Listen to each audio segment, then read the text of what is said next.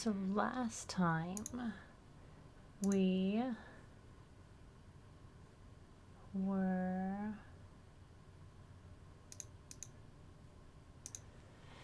talking, what did the guy do? In the shadow over Innsmouth. He had, reached Innsmouth. First he talked to that old man, and the old man, like, went on for hours about how awful of a place it is. And he was like, yeah, okay, sure.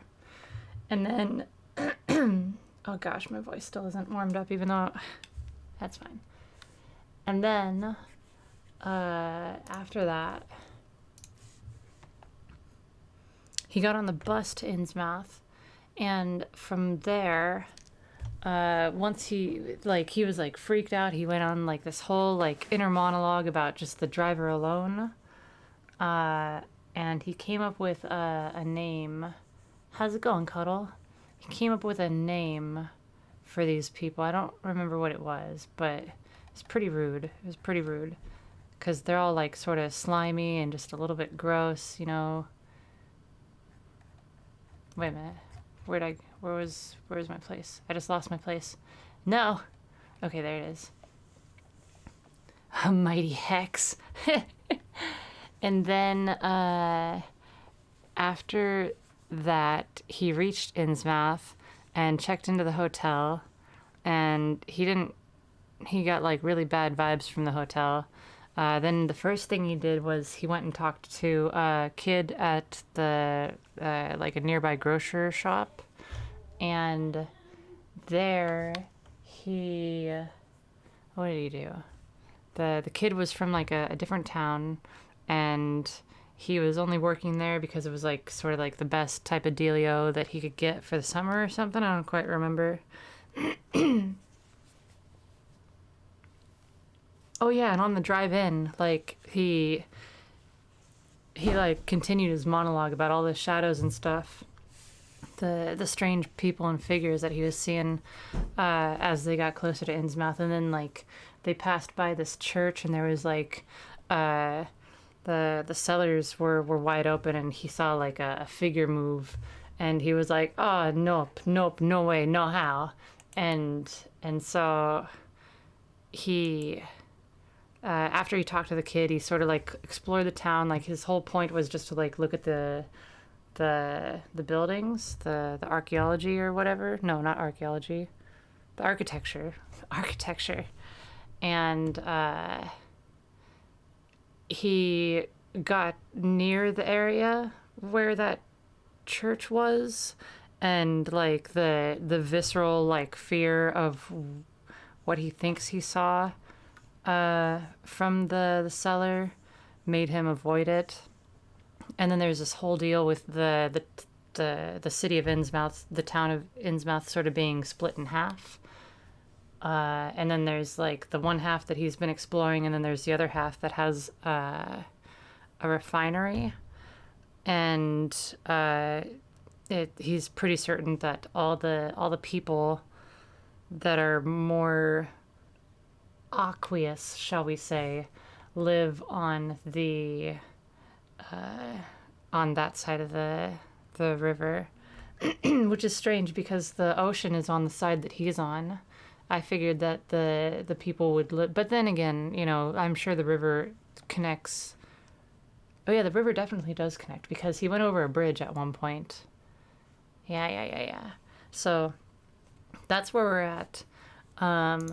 He had found. I might have to take like a small break to like finish waking my voice up after a couple paragraphs. But let's get started. We're on part 3, in case anybody wants to follow along.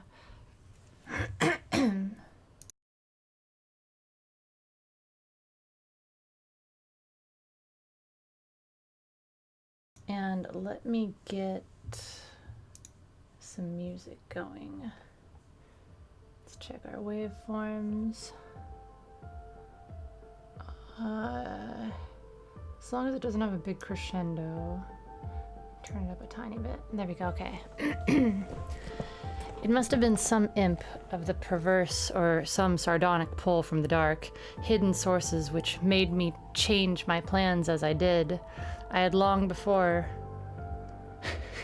How's it going, A1? I had long before resolved to limit my observations to architecture alone, and I was even then hurrying toward the square in an effort to get quick transportation out of this festering city of death and decay.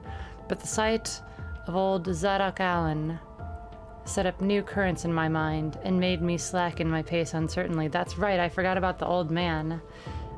So he'd been told about the other people who weren't from Innsmouth by the kid, and this old drunken sea guy, Zadok Allen, was... Oh, that might be a little bit too loud. Now that the music sort of really started to kick in. Was a curious character for him to interact with. Yeah, okay. I had been assured that the old man could do nothing but hint at wild, disjointed, and incredible legends, and I had been warned that the natives made it unsafe to be seen talking to him, yet the thought of this aged witness to the town's decay, with memories going back to the early days of ships and factories, was a lure that no amount of reason could make me resist. After all, the strangest and maddest of myths are often merely symbols or allegories based upon truth. And old Zadok must have seen everything which went on around Innsmouth for the last 90 years. Curiosity filled up beyond the sense and caution. And in my youthful egotism, I fancied I might be able to sift a nucleus of real history from the confused, extravagant outpouring I would probably extract with the aid of raw whiskey. I knew that I could not accost him then and there, for the firemen would surely notice and object. Instead, I reflected. I would prepare by getting some bootleg liquor at a place where... Was this during the... It might have been during the Prohibition. No. It was like... I don't know. Doesn't matter.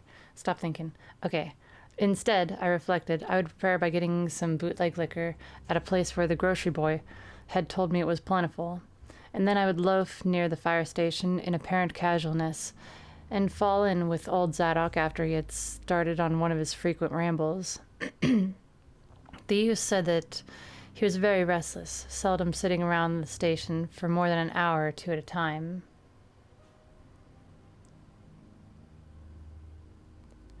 A quart bottle of whiskey was easily, though not cheaply, obtained in the rear of a dingy variety store just off the square of Elliott Street. The dirty-looking fellow who waited on me had a touch of the staring Innsmouth look, but was quite civil in his way.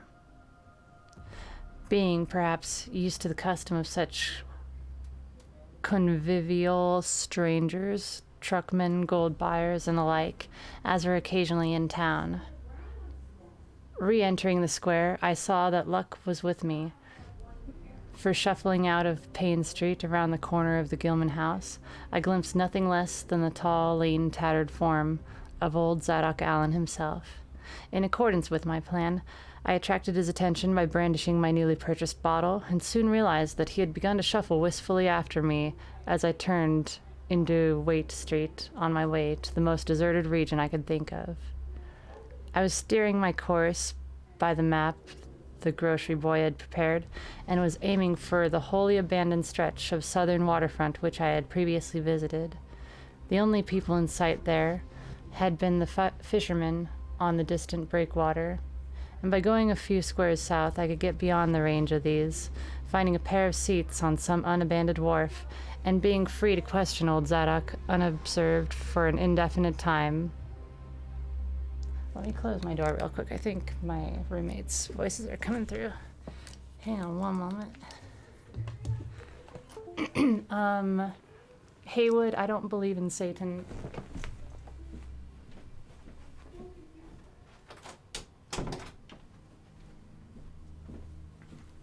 I don't believe in ghosts. I kind of believe in aliens. I don't believe in gods. I kind of believe in spiritual energy.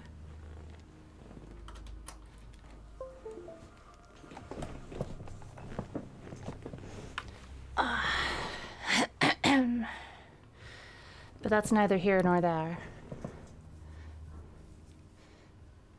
There's one god, Truck Coon.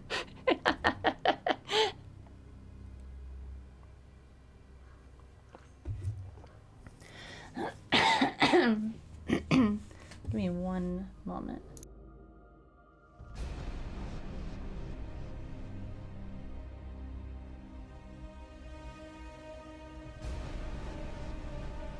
Okay. Where were we? We were heading to Waite Street. I was steering my course by the map the grocery boy had prepared and was aiming for a wholly abandoned stretch of southern waterfront which I had previously visited. The only people in sight there had been the fishermen on the distant breakwater, and by going a few squares south I could get beyond the range of these, finding a pair of seats on some abandoned wharf and being free to question old Zadok unobserved for an indefinite time. Before I reached Main Street, I could hear a faint wheezy, "Hey, mister," behind me, and I presently allowed the old man to catch up and take copious pulls from the quart bottle. I began putting out feelers as we walked along to Water Street and turned southward amidst the omnipresent desolation and crazily tilted ruins, but found that the aged tongue did not loosen as quickly as I had expected. At length I saw a grass-grown opening toward the sea between crumbling brick walls, and with the weedy lengths of an earth and masonry wharf projecting beyond. Piles of moss-covered stones near the water promised tolerable seats, and the scene was sheltered from all possible view by a ruined warehouse of the north. Here, I thought, was the ideal place for a long, secret colloquy. Oh gosh, I don't know. Whatever. Colloquy. So I guided my companion down the lane and picked out spots to sit in among the mossy stones. The air of death and desolation was ghoulish, and the smell of fish almost insufferable, but I was resolved to let nothing deter me. About 4 hours remained for conversation if I were to catch the 8 o'clock coach to Arkham, and I began to dole out more liquor to the ancient tippler. Meanwhile, eating my own frugal lunch. In my donations, I was careful not to overshoot the mark, for I did not wish Zardok's vinous garrulousness to pass into a stupor. After an hour, his furtive taciturnity showed signs of disappearing, but, much to my disappointment, he still sidetracked my questions about Innsmouth and its shadow-haunted past. He would babble of current topics, revealing a wide acquaintance with newspapers and a great tendency to philosophy in a sententious village fashion. Toward the end of the second hour, I feared my quart of whiskey would not be enough to produce results, and was wondering whether I had better leave old Zadok and go back for more.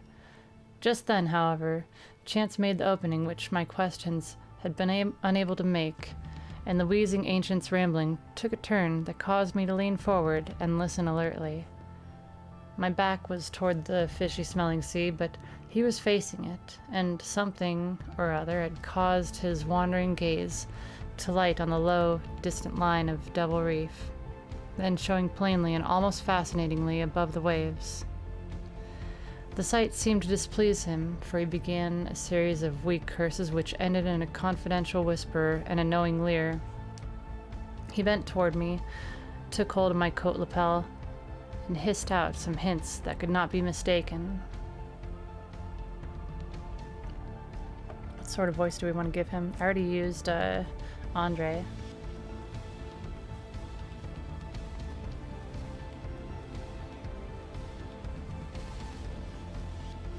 You listen to Aragon or other books before you go to sleep. That's cool. That's cool.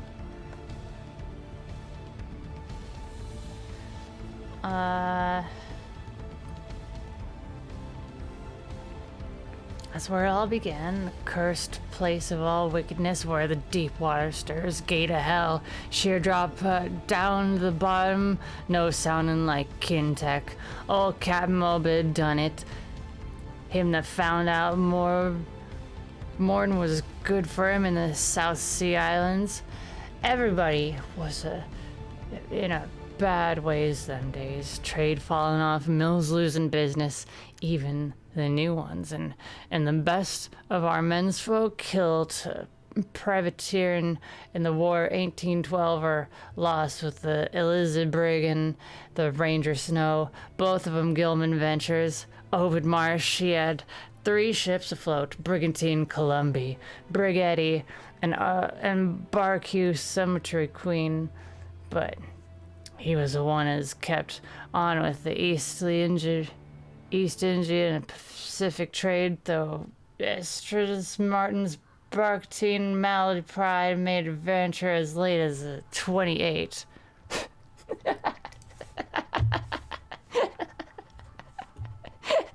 Reading it, like, I'm putting a little bit of a slur in it, but it's a big jumble. I don't know what the fuck I just said.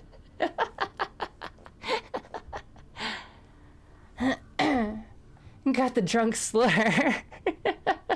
Malady Pride made the adventure as late as 28. What did he say? I don't know. Never was nobody like Captain Obed, old limo Satan. I can mind him telling about furrin parts and calling all the folks stupid for going to Christian meeting and bearing them burdens meat, calling lowly. Say they'd ought to get better goods like some old folks in the gods and bring 'em good fishing in return for the sacrifice, and it'd really answer folks' prayers. Matt Elliott, his first mate, talked a lot too, only he was aging folks doing any heathen things. Told about an island east of Otaheite,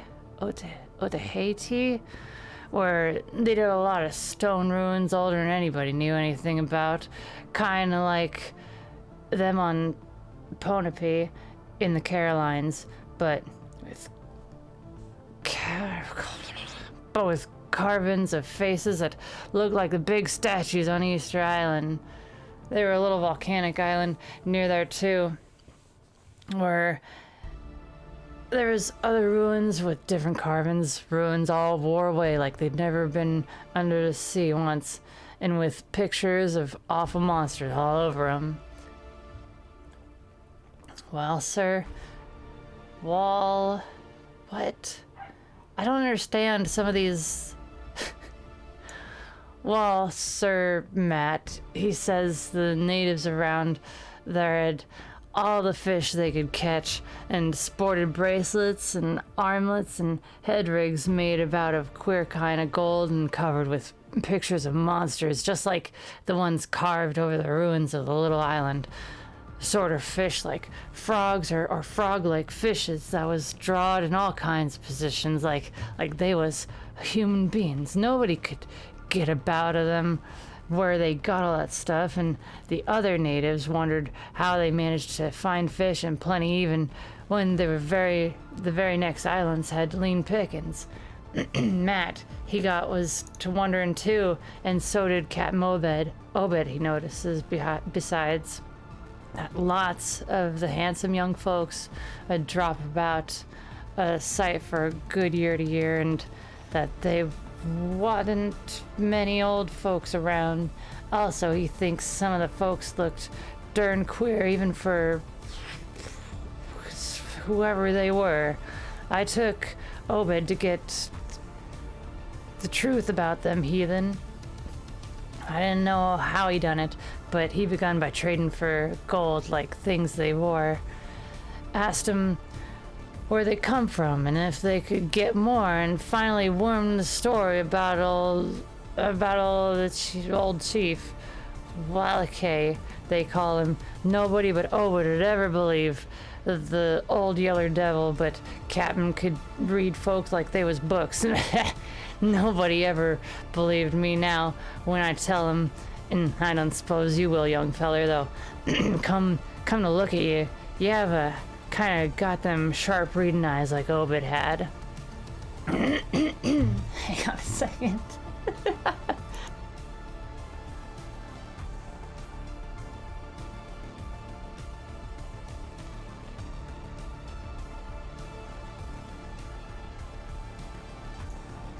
Okay. God damn. The old man's whisper grew fainter, and I found myself shuddering at the terrible and sincere portentousness of his intonation, even though I knew his tale could be nothing but drunken fantasy. For what we could tell from his drunken ramblings.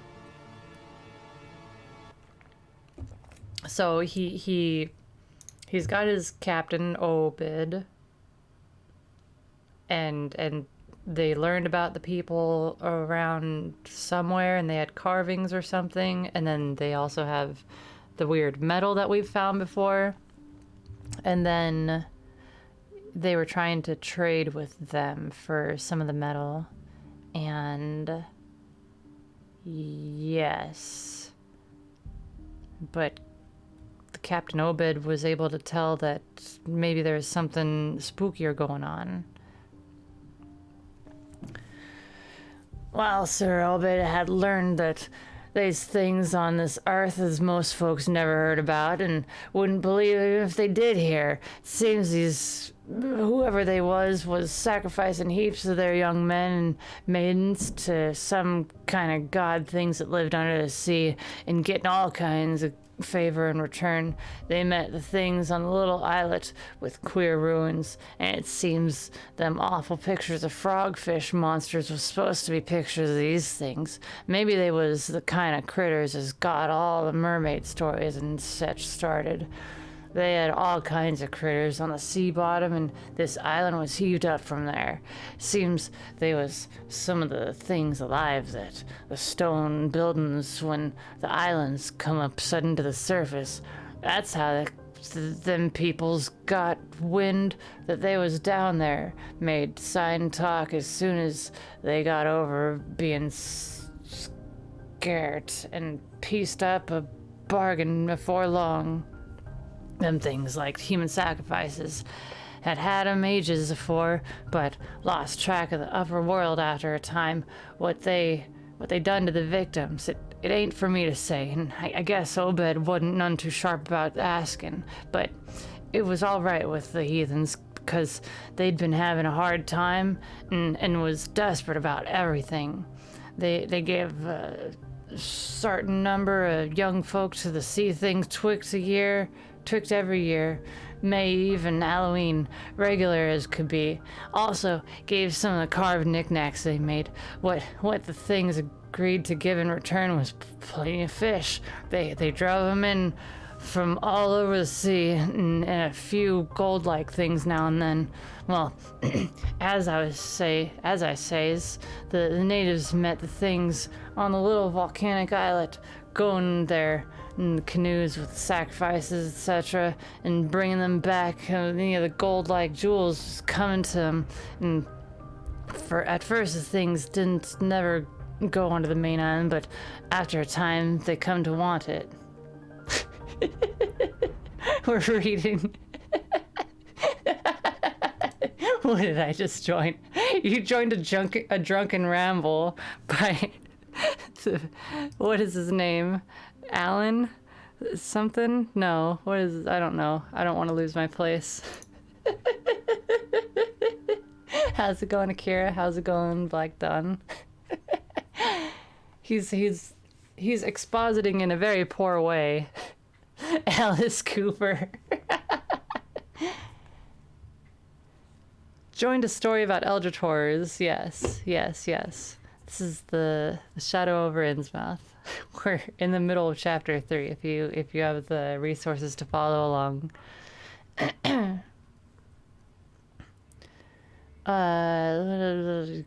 going in canoes and sacrifice, etc., and bringing back gold jewels coming to them.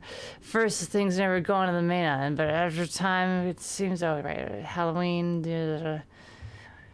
you see, they was able to live both in and out of water, what they call amphibians, I guess. Them people told them as how folks from other islands might want to wipe them about if they got wind of their being there, but they says they didn't care much because they could wipe about the whole brood of humans if they were willing to bother. That is, as any didn't have certain signs such as would used once by lost old ones, whoever they was, but not one to bother. They lay low when anybody visited the island. When it come to mating with them toad-looking fishes, them people kind of balked, but finally they learned something as put a new face on the matter. Seems that human folk had got a kind of relation to such water beasts, and everything alive come out to the water once and only needs a little change to go back again. Them things told them people that if they mixed bloods, there'd be children as look human at first, but later turned more and more like the things, till finally they'd take to the water and join the main lot of the things down there. And this is the important part, young feller. Them is turned into fish things and went into the water, wouldn't never die. Them things never died, except they was killed violent. Well, sir, it seems by the time Obed knows, them islanders, they was all full of fish blood from them deep water things, and when they got old and begun to show it, they was kept hiding till they felt like talking to the water and quitting the place.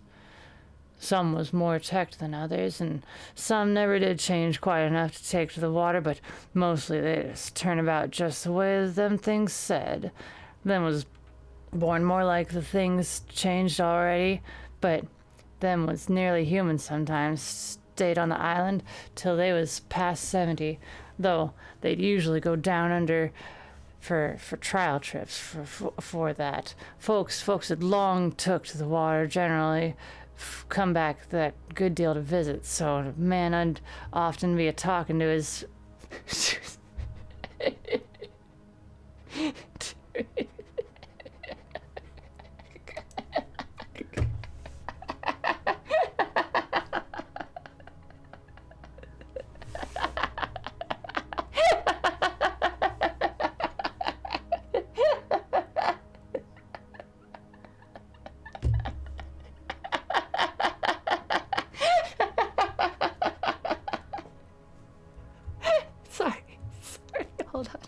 Hold on, I can compose myself. Hang on.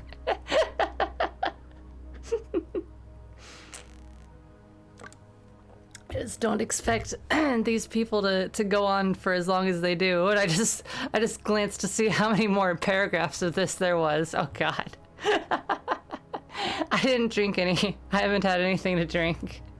I woke up like 4 hours ago, so I don't drink in the morning. Just okay,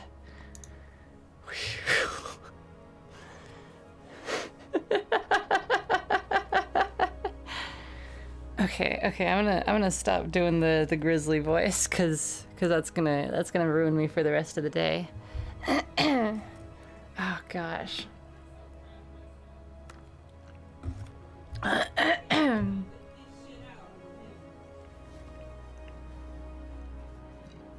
No.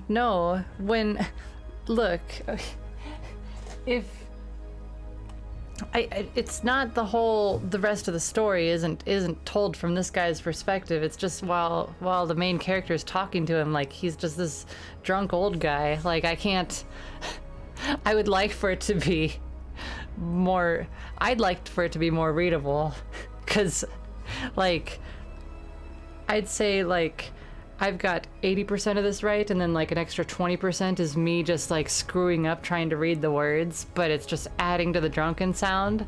So reading it exactly how it's written.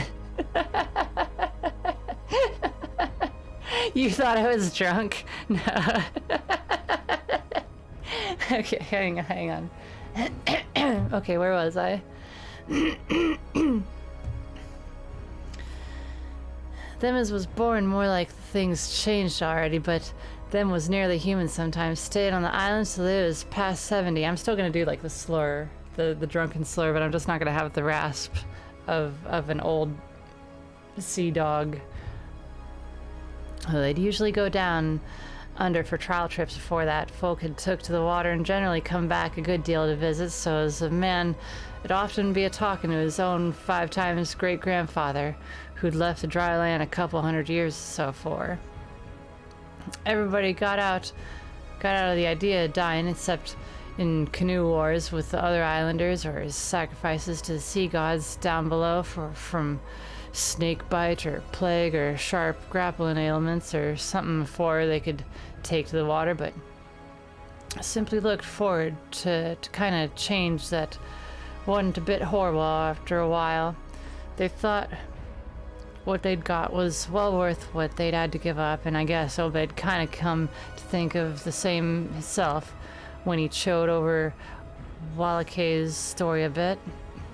Wallachay, though, was one for a few as hadn't got none of the fish blood, being of a royal line that intermarried with royal lines to the other islands. Wallachay, he showed Obed, was a lot of rites and incantations as had to do with the sea things, and let him see some of the folk in the village as it changed a lot from the human shape, somehow or other, though he never would let him see one of the regular things from right about the water.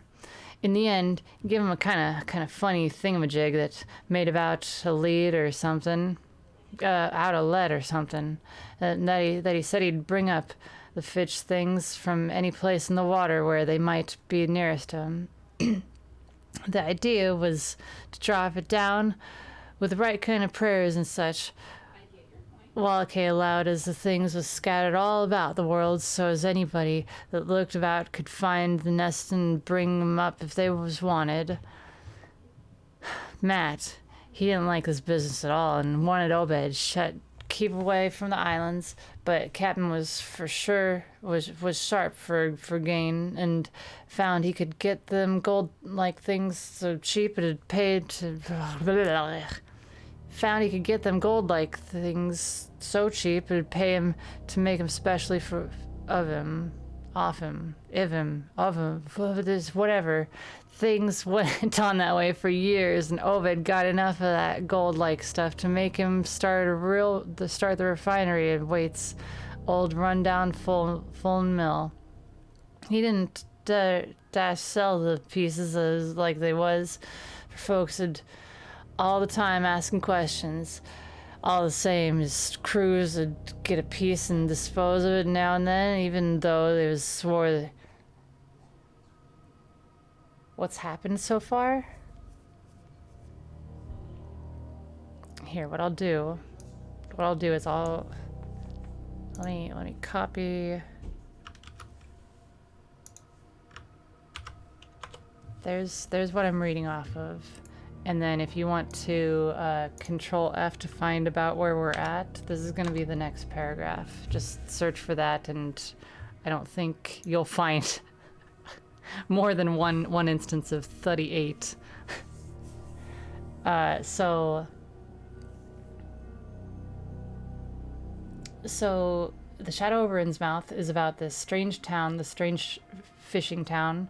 We have a gentleman who is studied in architecture, and he is going around,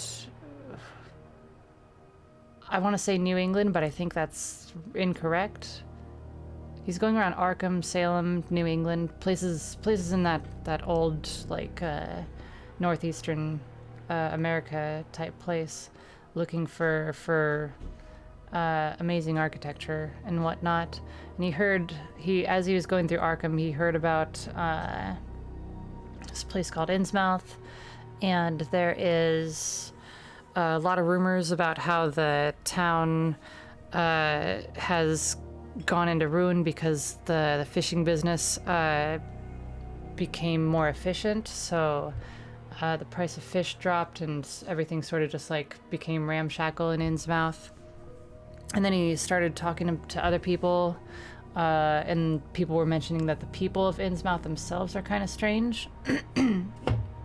And so he gets on this coach to Innsmouth. He's the only one on it, and he drones on for a while about the look of the driver, and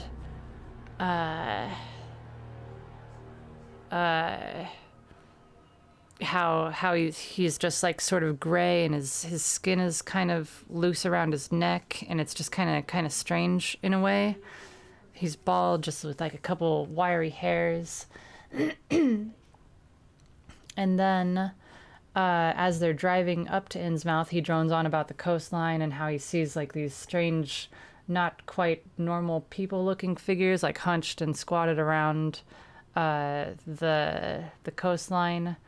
And then they get into Innsmouth, and he sees this shadow at the base of a church from an open cellar pass by, and he freaks out.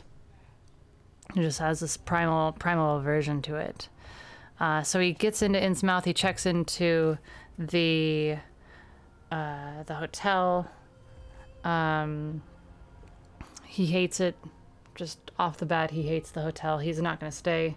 He just needs a place to put his stuff. I don't even remember if he actually put his stuff there or not. But he goes to the grocer. He finds a kid who's not actually from Innsmouth, gets a tiny bit of detail, gets a map made of some of the main streets. And he starts wandering around, looking at the architecture. He marvels for a bit. He comments on how the town is divided by a river. One side has the mill that was just mentioned, and then the other side has like the main part of the town. And then he's warned to not go across the river, because that seems to be where the more stranger folk live. And now he's talking to this old drunk man who has lived in Innsmouth but is not from Innsmouth himself for a good many years.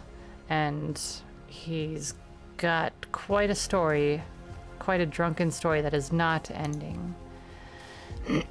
So that's where we are, Black Dawn. It's very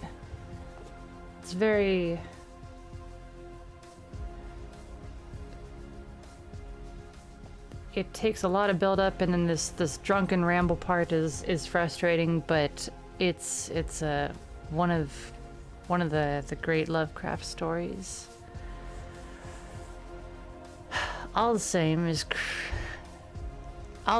crews would get a good piece and dispose of it now and then, even though they was swore to keep quiet, and he let his womenfolk wear some of the pieces what was more human-like than most. Well, come about 38, when I was 7-year-old, Obed, he found the island, people all wiped about the voyages. Seems the other islanders got wind of what was going on and had took matters into their own hands. Suppose they'd must add, after all, them old magic signs, and as the sea thing says, was the only things they was afraid of. No telling what any of them peoples will chance to get a hold of when the sea bottom throws up some island of ruins older than deluge. Pious cusses these was. They didn't even leave nothing standing. Neither was the ruins. Wait, either the main islands or the little volcanic islet, except was parts of the ruins, was too big to knock down. How's it going, Ururu? We're in the middle of the Shadow over Innsmouth. We're getting through the drunken ramble. I think there's 3 paragraphs left, and I'll be speaking normally again. In some places, there was little stones strewed about like charms with something on them, like what you call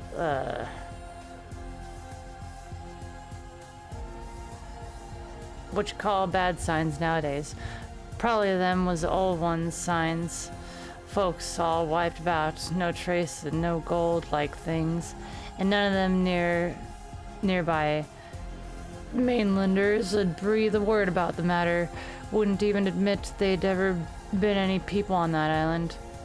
That naturally hit Obed pretty hard, seeing as his normal trade was doing very poor. It hit the whole of Innsmouth too, because in seafaring days, what profited the most of a ship generally profited the crew proportionate. The master of the ship generally profited the crew proportionate. Most of the folks around town took the hard times kinda sheep-like and resigned, but they was in a bad shape because the fishing was petering out and the mills wasn't doing none too well. Then's the time Obed had begun a cursing at the folks for being dull sheep and praying to a Christian heaven as didn't help 'em none. He told 'em he'd know to folks as prayed to gods that gives something you really need, and says if a good bunch of men would stand by him, he could maybe get a hold of certain powers as 'd bring plenty of fish and quite a bit of gold. Of course, them as sarved as the cemetery queen and seed the island knowed what he meant and wasn't none too anxious to get close to see things like they'd heard tell on, but them as didn't know what was going about got kind of swayed by what Obed had to say, and begun to ask him what he could do to set him on his way with a faith as 'd bring him results. Ah, thank God, I think he's done. No sound alert? I mean no sound alert. I don't even have a notification for anything.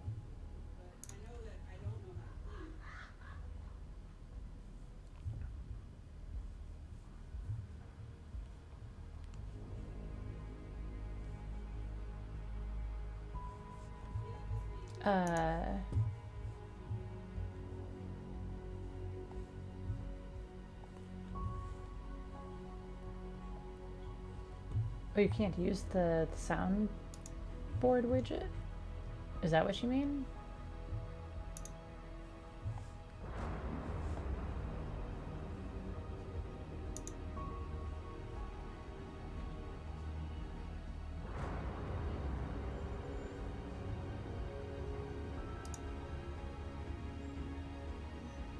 My browser source is offline.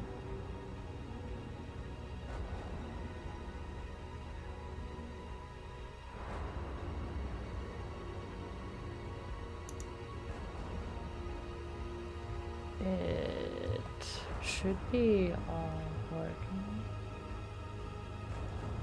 I haven't done anything different.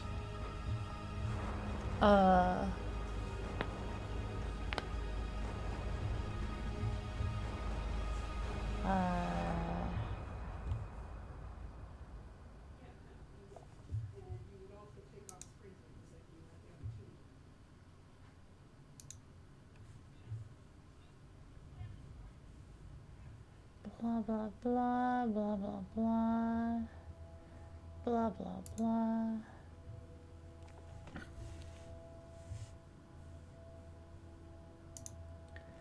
Settings.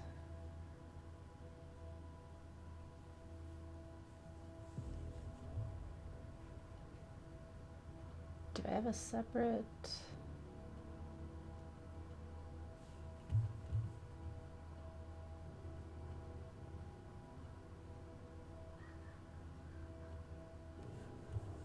Hang on.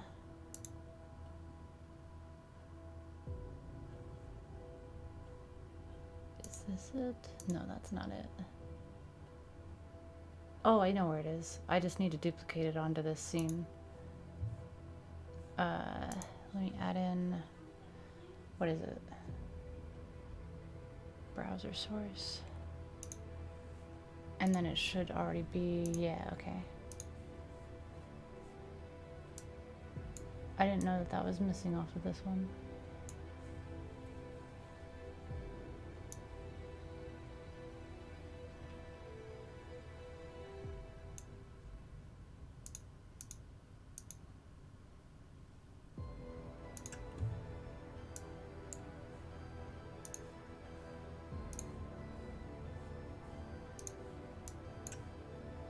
Okay.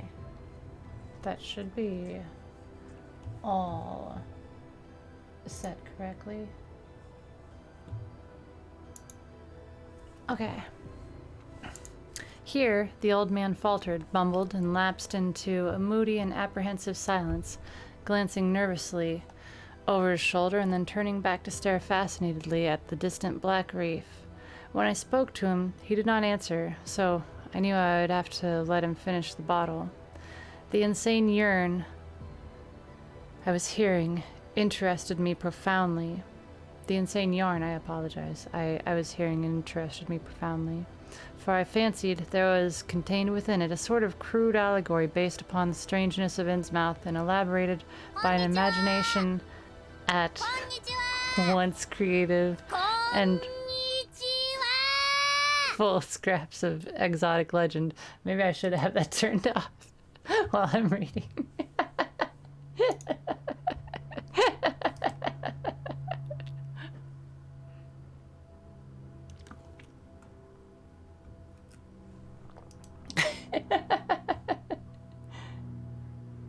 It adds to it.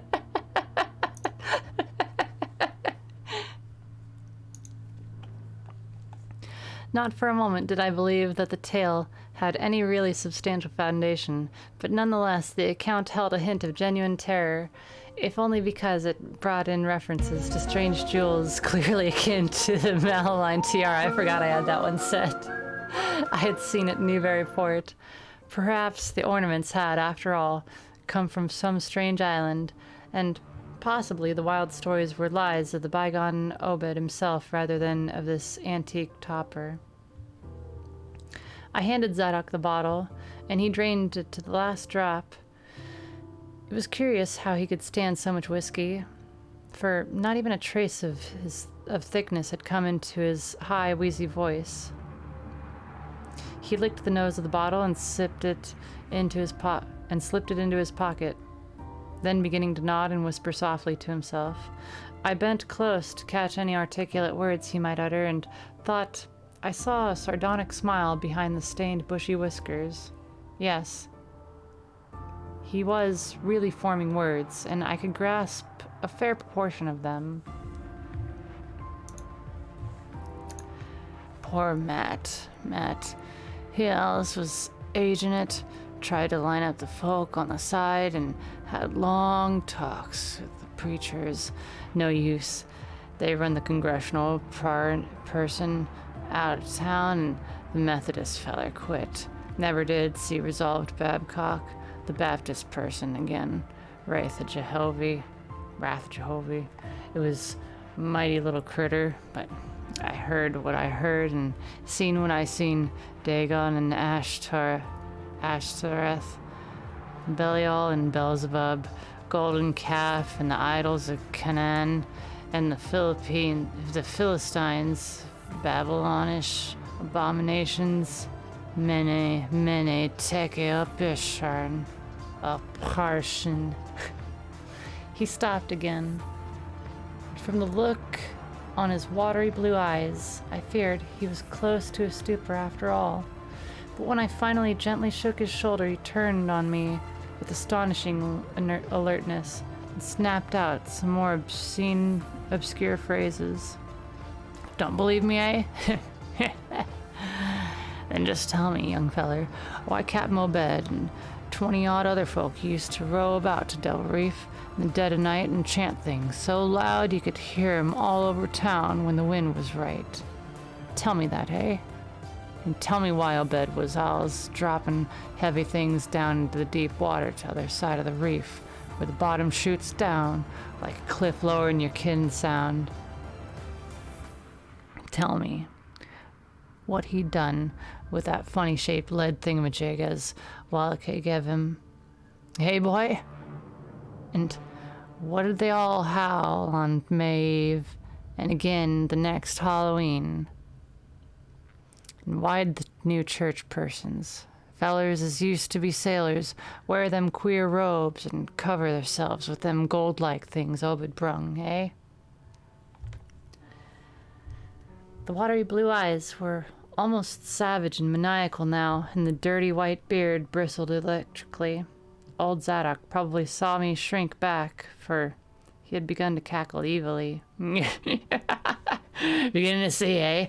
Maybe you like to be to have been me in them days when I seed things at night out sea from the cupola to top of my house. Oh, I kill it, I can tell you. Little pitchers have big ears, and I wasn't missing nothing. Oh, what was gossip about Captain Obed and the folks about the reef? How about the night I took my pa's ship glass up to the cupola and seed the reef bristling thick with shapes that dove of quick soon's the moon riz. Obed and the folks was in the dory, but them shapes dove off far side in the deep water and never come up. How'd you like to be a little shaver alone in a cupola watching shapes as wasn't human shapes, eh? The old man was getting hysterical, and I began to shiver with a nameless alarm.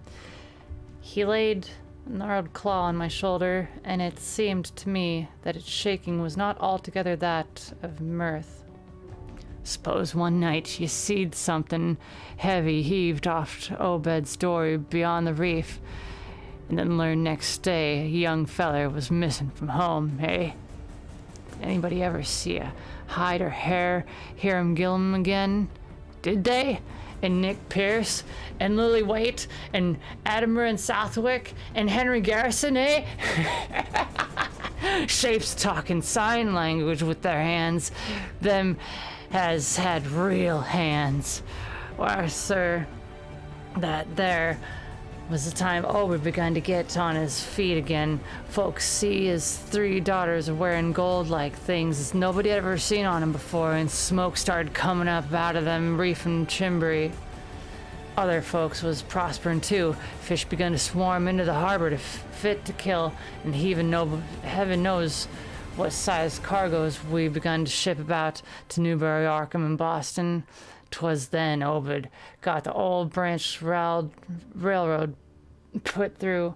Some Kingsport fishermen heard about the catch and come up in slops, but they was all lost. Nobody ever seen 'em again. And just then our folks organized the esoteric order of Dagon. And bout Masonic Hall, often cavalry commandery for it. Matt Elliott was just Mason and aging these selling. But he dropped out of sight just then. Remember, I ain't saying Obed was set on having things just like they was on that island out there. I didn't think he aimed at fuss to do no more mixing, nor raise no youngins to take to the water and turn into fishes with eternal life. He wanted them gold things and was willing to pay heavy, and I guess the others was satisfied for a while. Coming 46, the town was done some looking and thinking for itself. Too many folk missing, too much wild preaching at the meeting of a Sunday. Too much talk about that reef. I guess I done a bit by telling Selectman Maury what I see from Cupola. They was a party one night, the followers Obed's crowding about the reef, and I heard shots betwixt the dories. Next day, Obed and 32 others was in goal, with everybody a-wondering just what was afoot, and just what charge aging 'em could get to hold. God, if anybody'd look ahead. A couple weeks later, when nothing had been thrown into the sea for that long. Zadok was showing signs of fright and exhaustion, and I let him keep silence for a while, though glancing apprehensively at my watch. The tide had turned and was coming in now, and the sound of the waves seemed to arouse him. I was glad of that tide, for at high water the fishy smell might not be so bad. Again I strained to catch his whispers. That awful night, I seed 'em. I was up in the cupola, hordes of 'em, swarms of 'em, all over the reef and swimming up the harbor into the Manchette. God, what happened in the streets of Innsmouth that night? They rattled out our door, but Pa wouldn't open. Then he climbed out of the kitchen window with his musket to find select men Mari and see what he could do. Mounds of the dead of the dying, shots and screams, shouting Old Square and Town Square and New Church Green. God, throw it open. Proclamation treason. Called it the plague when folks come in and found out half our people missing. Nobody left but them and June was Obed. And them things or else keep quiet, never heard no my pa no more. The old man was panting and perspiring profusely. His grip on my shoulder tightened. Everything cleaned up in the morning, but there was traces. Obed, he kinder takes charge and says things going to be changed. Others will worship us, or who others will worship with us at meeting time and starting houses. He's got to entertain guests. They wanted to mix like they done with them people on them islands, and he, for one, didn't feel bound to stop 'em. Far gone was Obed, just like a crazy man on the subject. He says they bring us fish and treasure, should have what they hankered after, arter. Nothing was to be different on the outside, only we was to keep shy of strangers if we knowed what was good for us. We all had to take the oath of Dagon, and later on, there was second and third oaths that some on us took. Them as it helped special. Get special rewards, gold and such. No use balking, for there's millions of them down and out there.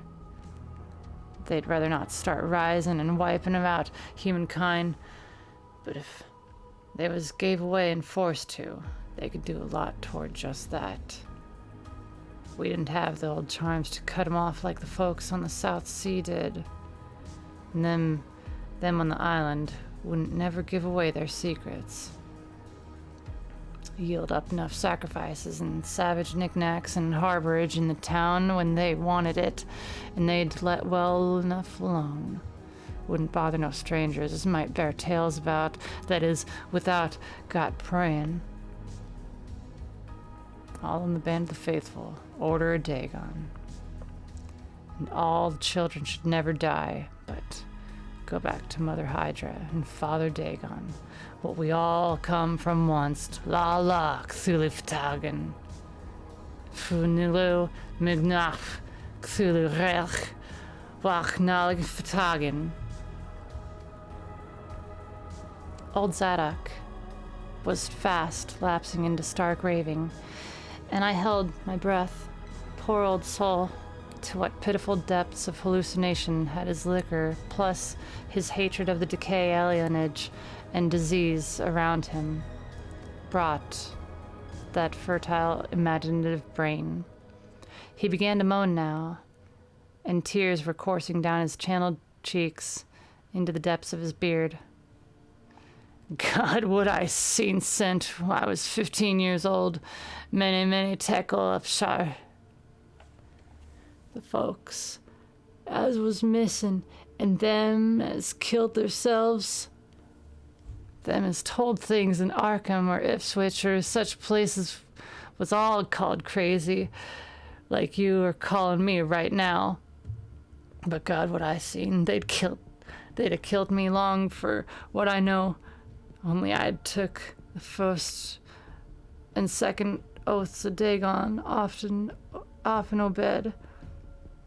So it was protected, unless a jury of them proved I told things known deliberate. But I wouldn't take a third oath. I'd have died rather than take that. Got was around Civil War time, when children born sent 46 begun to grow up. Some of them, that is. I was afeared. Never did no praying after that awful night. Oh, that's prying. Never did no prying after that awful night. Never seen one of them close to in all my life. That is, never no full-blooded one. I went to the war, and if I had any guts or sense, I'd have never come back, but settled away from here. But folks wrote me things wasn't so bad. That, I suppose, was because government draftman was in town after 63.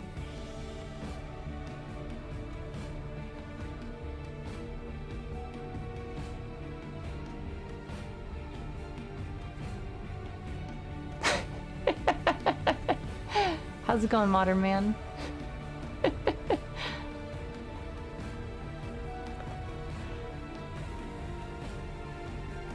Dagon, right.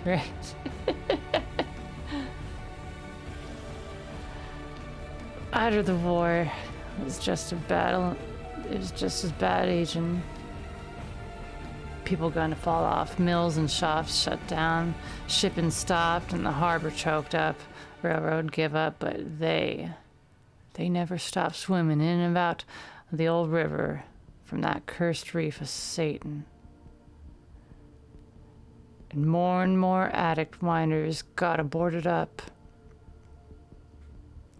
And more noises was heard in houses as wasn't supposed to have anybody in them. Folks outside have their stories about us. Suppose you've heard plenty of them, seeing what questions you asked. Stories about things they've seen now and then, and about that queer jewelry as still comes in from somewheres and ain't quite all melted up. But nothing never gets definite. Nobody'll believe nothing. They call them gold things pirate loot, and allowed the Innsmouth folks has firm blood or is distempered or something. Besides, them that lives here show off as many strangers as they can, encourage the rest not to get very curious, especially around nighttime. Be spock at the critters. Horses wussing at mules, but when they got autos, that was all right. In 46, Captain Obed took a second wife that nobody in the town never see. Some say he didn't want to, but was made to by them, as he'd call in, had 3 children by her, 2 as disappeared young, but one gal as looked like anybody else was educated in Europe. Obed finally got her married off by a trick to an Arkham feller as didn't suspect nothing, but nobody outside will have nothing to do with Innsmouth folk now.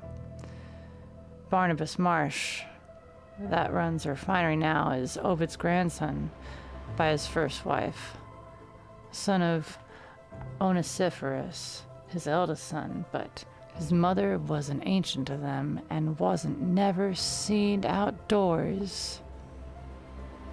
Right now, Barnabas is about changed, can't shut his eyes no more, and is all out of shape. They say he still wears clothes, but he'll take to the water soon. Maybe he's tried it already. They do sometimes go down for little spells before they go for good. Ain't been seated about in public for nigh to 10 year. Don't know how his poor wife can feel. She come from Ipswich, and they nigh lynched Barnabas when he courted her 50 years ago. Obed, he died in 78, and all the next generation's gone now. The first wife's children dead, and the rest, God knows. The sound of the incoming tide was now very insistent, and little by little, it seemed to change the old man's mood from maudlin tearfulness to watchful fear. He would pause now and then to renew those nervous glances over his shoulder or out toward the reef, and despite the wild absurdity to his tale, I could not help beginning to share his vague apprehensiveness. Zadok now grew shriller. He seemed to be trying to whip up his courage with louder speech. "Hey, you, why didn't you say something? How'd you like to be and living in a town like this, with Everything rotten and dying and boarded up monsters crawling and bleeding and barking and hopping around, black cellars and attics everywhere you turn. Hey? How'd you like to hear the howling night after night from the churches and order a Dagon Hall? And know what's doing part of the howling? How'd you like to hear what comes from that awful reef over Maeve and Hallowmass? Eh? Think the old man's crazy, eh? Well, sir, let me tell you, that ain't the worst. Zadok was really screaming now, and the mad frenzy of his voice disturbed me more than I care to own. Curse he didn't see it set there. My music stopped.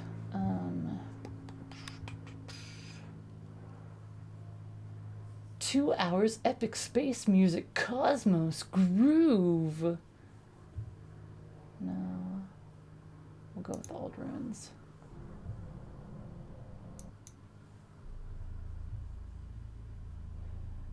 Atmosphere. Yeah, this will work.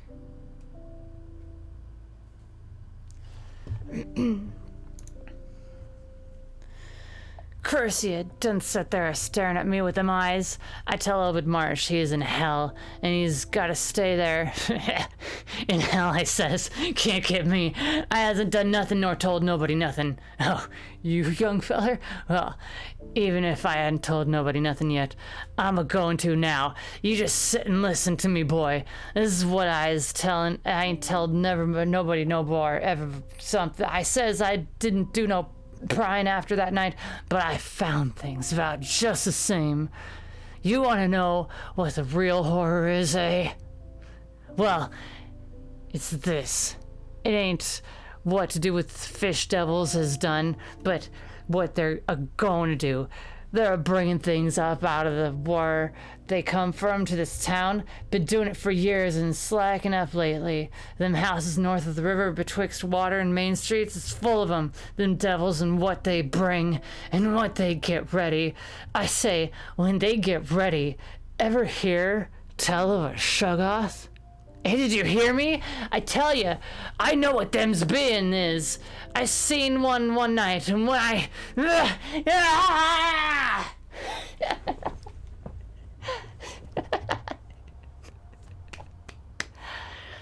The hideous suddenness and inhumane frightfulness of the old man's shriek almost made me faint. His eyes, looking past me toward the malodorous sea, were positively starting from his head, while his face was a mask of fear worthy of Greek tragedy.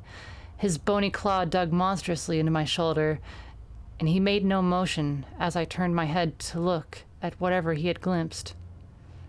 There was nothing that I could see, only the incoming tide, with perhaps one set of ripples more local than the long-flung line of breakers. But now Zadok was shaking me, and I turned back to watch the melting of that fear-frozen face into a chaos of twitching eyelids and mumbling gums. Presently, his voice came back, albeit as a trembling whisper. Get out of here. Get out of here. They seen us. Get for your life. Don't wait for nothing. They know now. Run for it. Quick. Out of this town. Another heavy wave dashed against the loosening masonry of the bygone wharf, and changed the mad ancient's whisper to another inhuman and blood-curdling scream. Yeah! Yeah!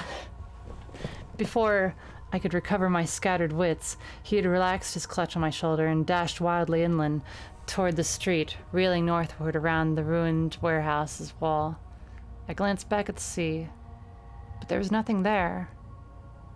And when I reached Water Street and looked along it toward the north, there was no remaining trace of Zadok Allen. We're now on part 4.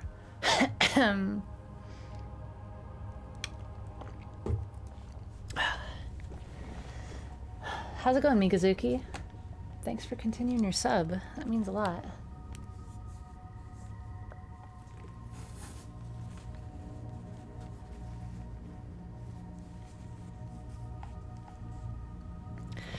I can hardly describe the mood in which I was left by this harrowing episode. An episode at once mad and pitiful, grotesque and terrifying. The grocery boy had prepared me for it, yet the reality left me nonetheless bewildered and disturbed. Puerile though the story was, old Zadok's insane earnestness and horror had communicated to me a mounting unrest which joined with my earlier sense of loathing for the town and its blight of intangible shadow. ASMR fuckery. How am I reading so fluently? I would like to do this for a living. That's how.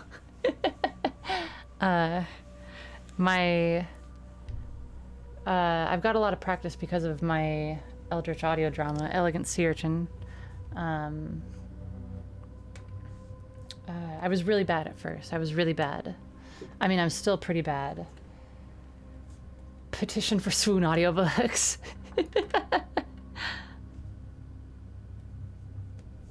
Yeah, there you go. You can listen to it wherever you'd like. There's music. I do a bunch of fun voices. It's Lovecraftian. The first season isn't my best, but I re-recorded the first 3 episodes, so they're up to the standard that I'm at now. And I'm working on the newest season, and it's shaping up to be one hell of a story. Konnichiwa!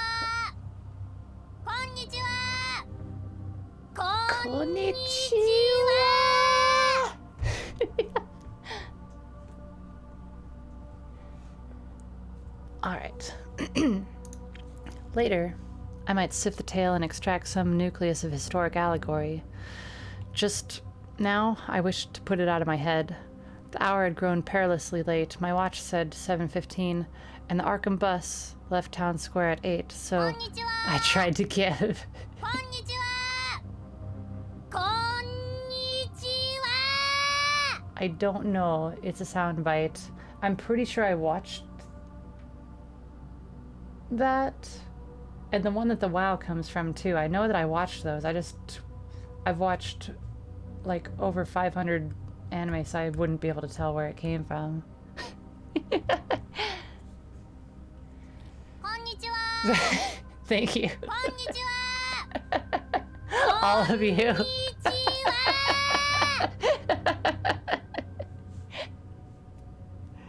All of you, you're wonderful.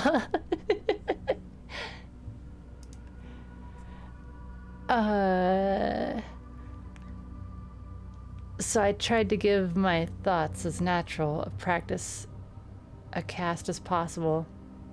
Meanwhile, walking rapidly through the deserted streets of gaping roofs and leaning houses toward the hotel where I had checked my valise and would find my bus. Though the golden light of late afternoon gave the ancient roofs and decrepit chimneys an air of mystic loveliness and peace, I could not help glancing over my shoulder now and then. I would surely be very glad to get out of the malodorous and fear-shadowed Innsmouth, and wished there were some other vehicle than the bus driven by that sinister-looking fellow sergeant. Yet I did not hurry too precipitately, for there were architectural details worth viewing at every silent corner, and I could easily, I calculated, cover the necessary distance in half an hour. Studying the grocery youth's map and seeking a route I had not traversed before, I chose Marsh Street instead of State for my approach to Town Square. Near the corner of Fall Street, I began to see scattered groups of furtive whisperers, and when I finally reached the square, I saw that almost all the loiterers were congregated around the door to the Gilman house. It seemed as if many bulging, watery, unwinking eyes looked oddly at me as I claimed my valise in the lobby, and I hoped that none of these unpleasant creatures would be my fellow passengers on the coach. The bus, rather early, rattled in with 3 passengers somewhat before 8, and an evil-looking fellow on the sidewalk muttered a few indistinguishable words to the driver. The sergeant threw out a mailbag and a roll of newspaper and entered the hotel, while the passengers, the same men whom I had seen arriving in Newburyport that morning, shambled to a sidewalk and exchanged some faint guttural words with a loafer in exchange I could have sworn was not English. I boarded the empty coach and took the same seat I had taken before, but was hardly settled before a sergeant reappeared and began mumbling in a throaty voice of peculiar repulsiveness. I was, it appeared, in very bad luck. There had been something wrong with the engine, despite the excellent time made for Newburyport, and the bus could not complete the journey to Arkham. No, it could not possibly be repaired that night, nor was there any other way of getting transportation out of Innsmouth, either to Arkham or elsewhere.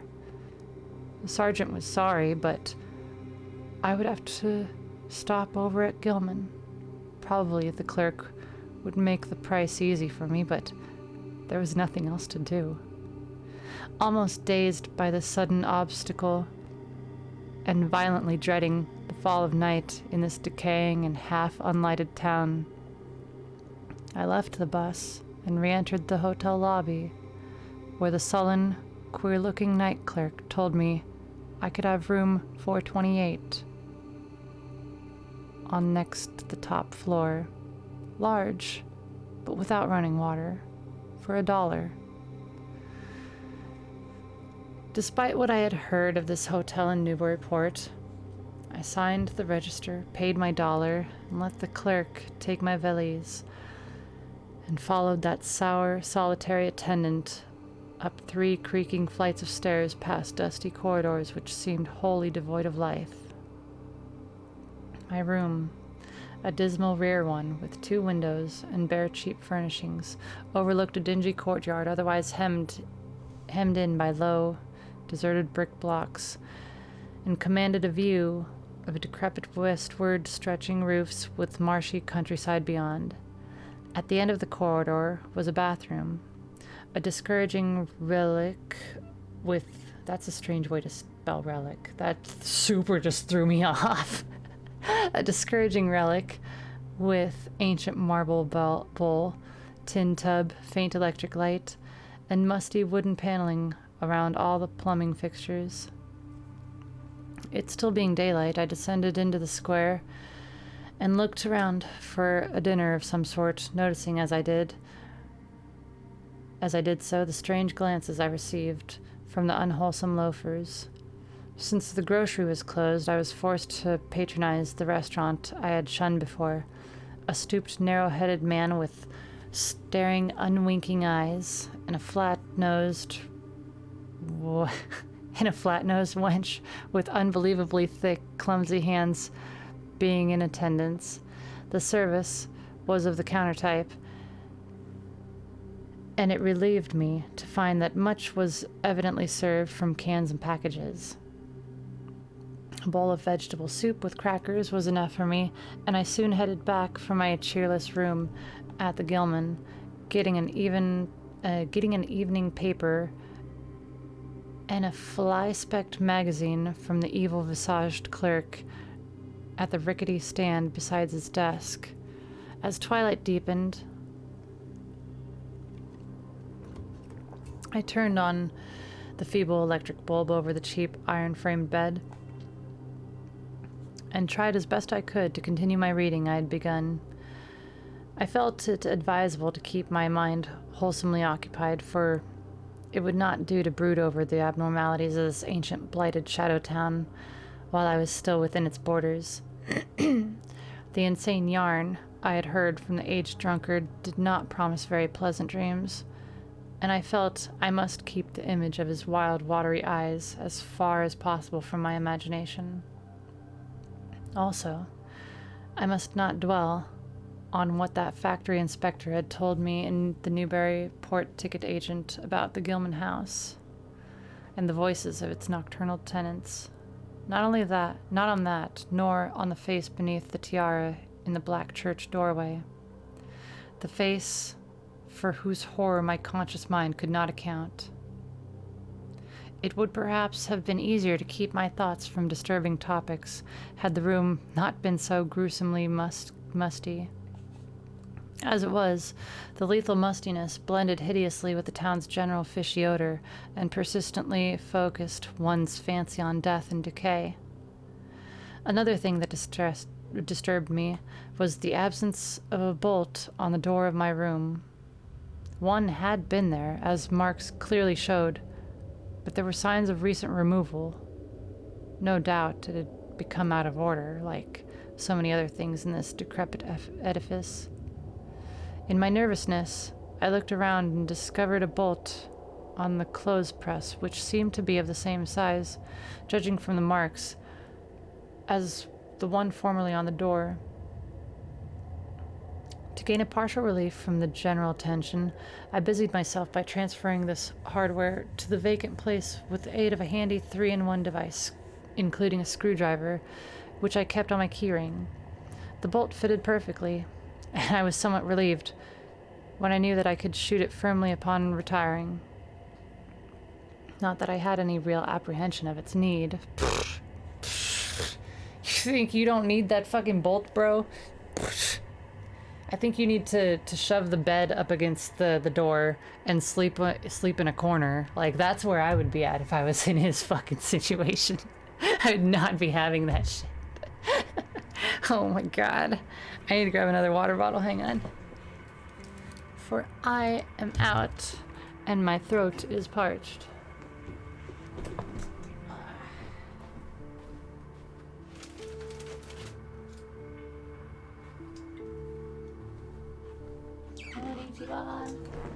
Konnichiwa. Konnichiwa. Okay. How's everybody doing? Is the music good? Is the music too loud? Is it too low? Am I awful at reading? Should I just give up and go home? Turn off stream?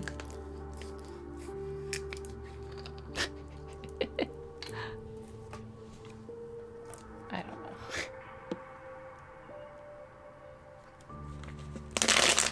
Okay.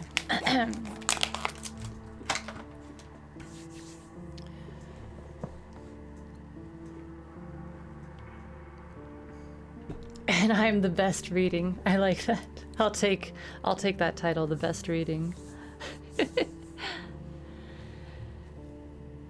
Okay. Not that I had any real apprehension of its need, but that any symbol of security was welcome in an environment of this kind. There were adequate bolts on the 2 lateral doors to connecting rooms, and these I proceeded to fasten. I did not undress, but decided to read till I was sleepy, and then lie down with only my coat collar and shoes off.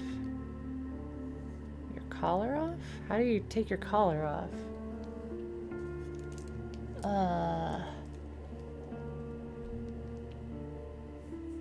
Crazy old-timey clothes.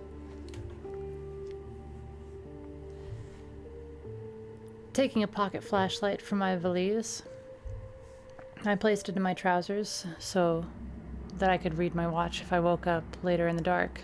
Drowsiness, however, did not come, and when I stopped to analyze my thoughts, I found to my disquiet that I was really unconsciously listening to something.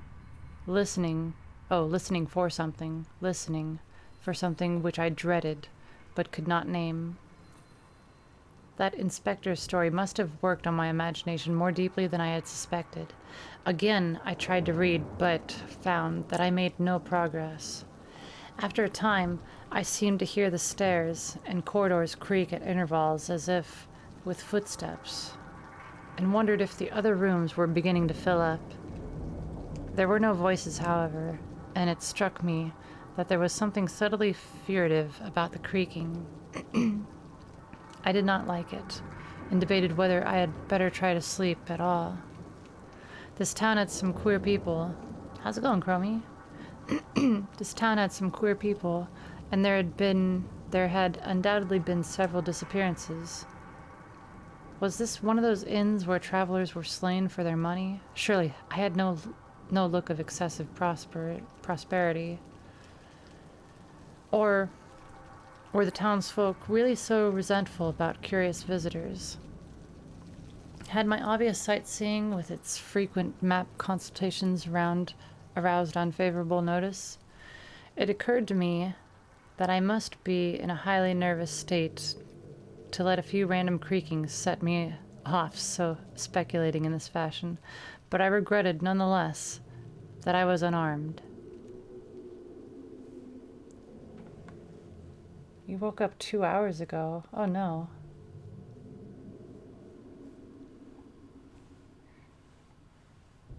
Yeah, it's pretty late.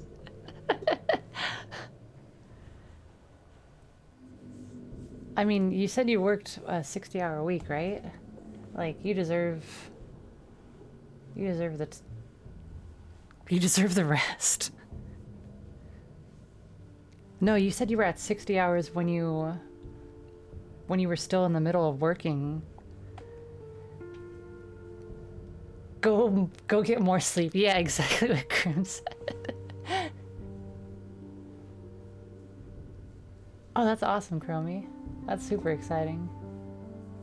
I know that a lot of comic shops have D&D nights. Like, you could start with like the Adventurers League or something. You're gonna be in Curse of Strahd? Oh, that's awesome.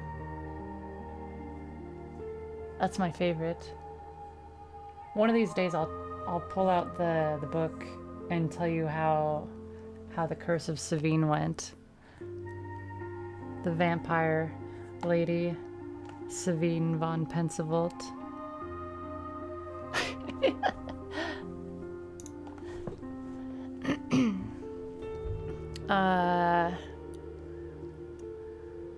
No spoilers? Alright. As a warlock, yeah. That's awesome. That's awesome, Aelin. At length, feeling a fatigue which had nothing of drowsiness in it, I bolted the newly outfitted hall door, turned off the light, and threw myself down on the hard, uneven bed, coat, collar, shoes, and all. He didn't even take... In the darkness, every faint noise of the night seemed magnified, and a flood of doubly unpleasant thoughts swept over me. I was sorry I had put out the light, yet was too tired to rise and turn it on again. Then, after a long, dreary interval, and prefaced by a fresh creaking of stairs and corridor, there came that soft, damnably unmistakable sound which seemed like a malign fulfillment of all my apprehensions. Without the least shadow of a doubt, the lock on my hall door was being tried, cautiously, furtively, tentatively, with a key. My sensations upon reaching... Oh, that scared the shit out of me. It's broad fucking daylight. And my cell phone bleeps. At the right fucking time. Ugh. Okay. My sensations upon recognizing this... My sensations upon recognizing this sign of actual peril were perhaps less rather than more tumultuous because of my previous vague fears. I had been, albeit without definite reason, distinctively on my guard, and that was to my advantage in the new and real crisis, whatever it might turn out to be. Nevertheless, the change in the menace from the vague premonition to immediate reality was a profound shock, and fell upon me with the force of a genuine blow. It never once occurred to me that the fumbling might be a mere mistake. Malign purpose was all I could think of, and I kept deathly quiet, awaiting the would-be intruder's next move. After a time, the cautious rattling ceased, and I heard the room to the north, entered with a pass key. Then the lock of the connecting door to my room was softly tried. The bolt held, of course, and I heard the floor creak as the prowler left the room. After a moment, there came another soft rattling, and I knew that the room to the south of me was being entered. Again, a furtive trying of a bolted connecting door, and again, a receding creaking. This time the creaking went along the hall and down the stairs, so I knew that the prowler had realized the bolted condition of my doors and was giving up his attempt for a greater or lesser time, as the future would show. If I was this guy, like, I would have also checked, like, all around the room to make sure that there weren't, like, weird passageways or something from other rooms. Like, I don't need that. I don't need any of this in my life. Put the bolt on the door, put the bed against the door. If there's a dresser, shove the dresser against the bed. Like, nothing's getting in there. Nothing's getting into that fucking room until it's broad daylight. Just stay in there, like, starving a little bit until it's, like, noon or 1 or something. And then just walk back to Arkham. Whether it takes fucking 8 hours, 10 hours, 12 hours, like, ugh, ugh.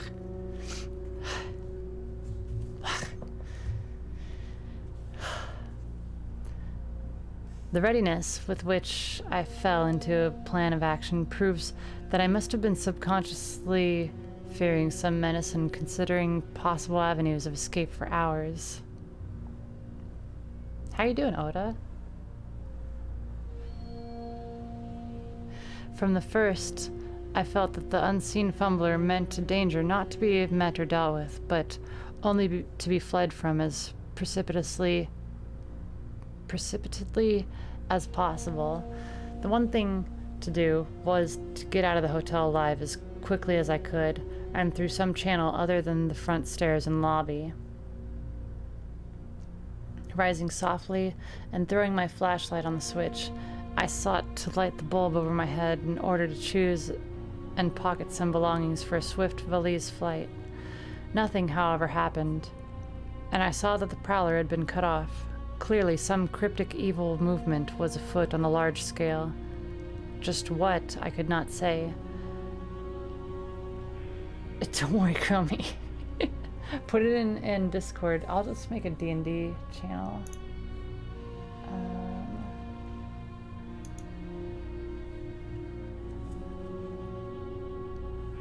Not just D&D specific. Do...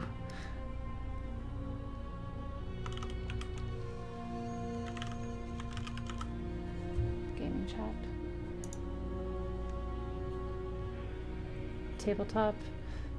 Tabletop, I'll just have gaming chat. Because the one down in the voice chats is for stuff when you're talking with people. This one will just be for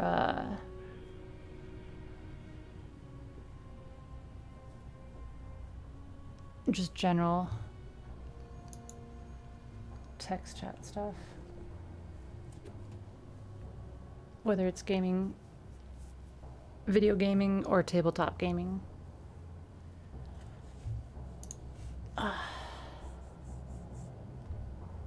Okay. Where was I?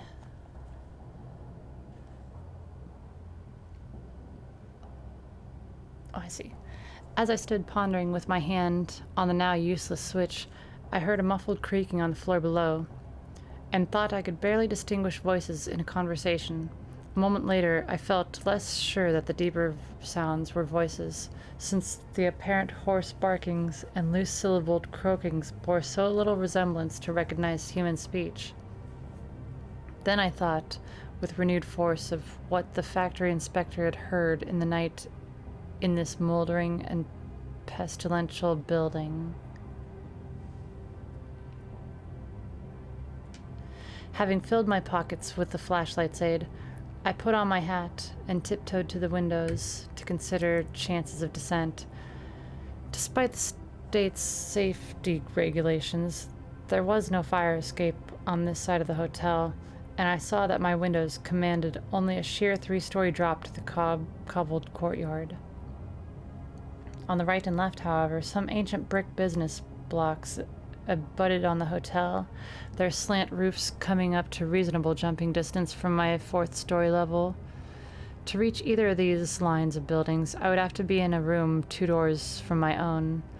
In one case, on the north, and in the other case on the south, and my mind instantly set to work calculating what chances I had of making the transfer. I could not, I decided, risk an emergence into the corridor, where my footsteps would surely be heard, and where the difficulties of entering the desired room would be insuperable. My progress, if it was to be made at all, would have to be through the less solidly built connecting doors of the rooms. There are rooms connecting your room to other rooms. That's how hotels work, of course. Oh, God.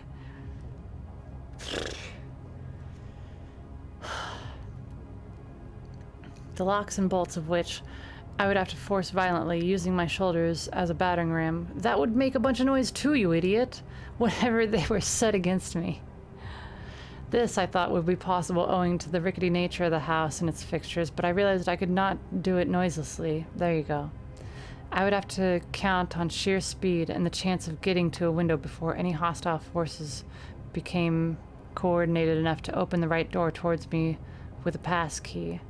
My own outer door I reinforced by pushing the bureau against it, little by little, in order to make a minimum amount of sound. I perceived that my chances were very slender.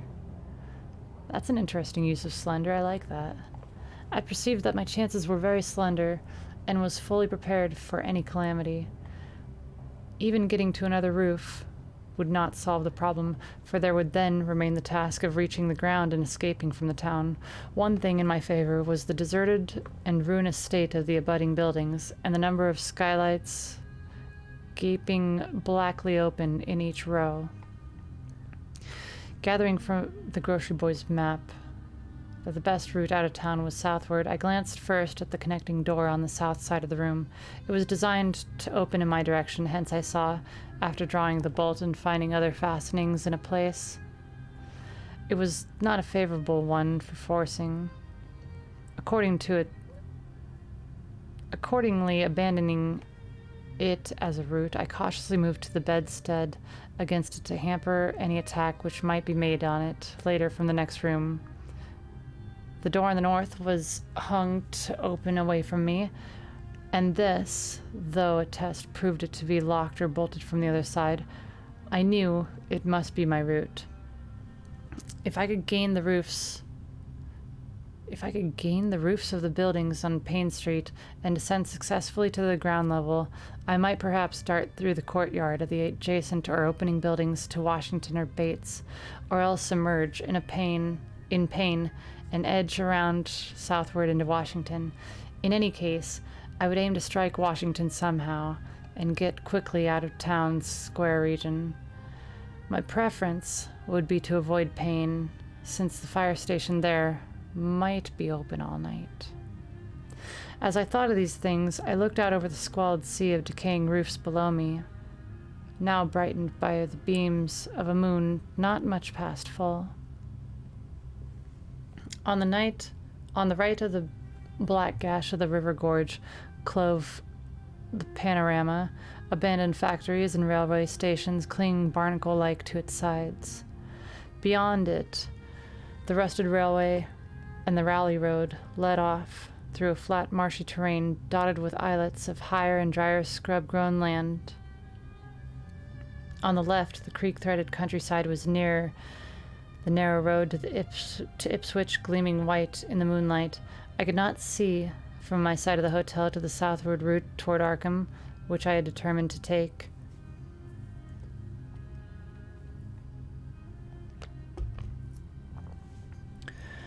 I was irresolutely speculating on when I had better attack.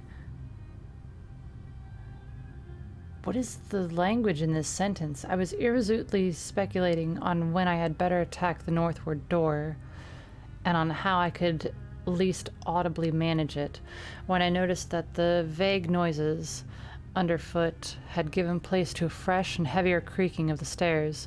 A wavering flicker of light showed through my transom, and the boards of the corridor began to groan with a ponderous load. Muffled sounds of possible vocal origin approached. and at length a firm knock came at my outer door. For a moment, I simply held my breath and waited.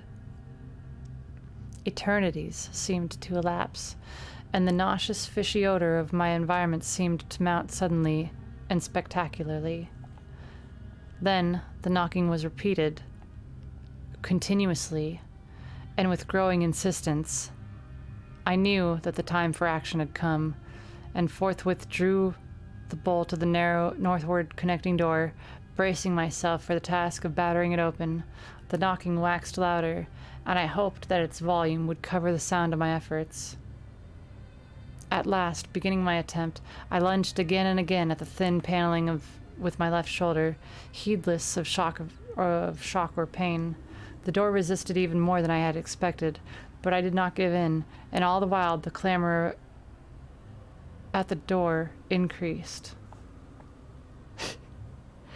Finally, the connecting door gave, but with such a crash that I knew the outside must have heard. Instantly, the outside knocking became a violent battering, while keys sounded ominously in the hall doors of the rooms on both sides of me. Rushing through the newly opened connection, I succeeded in bolting the northerly hall door before the lock could be turned.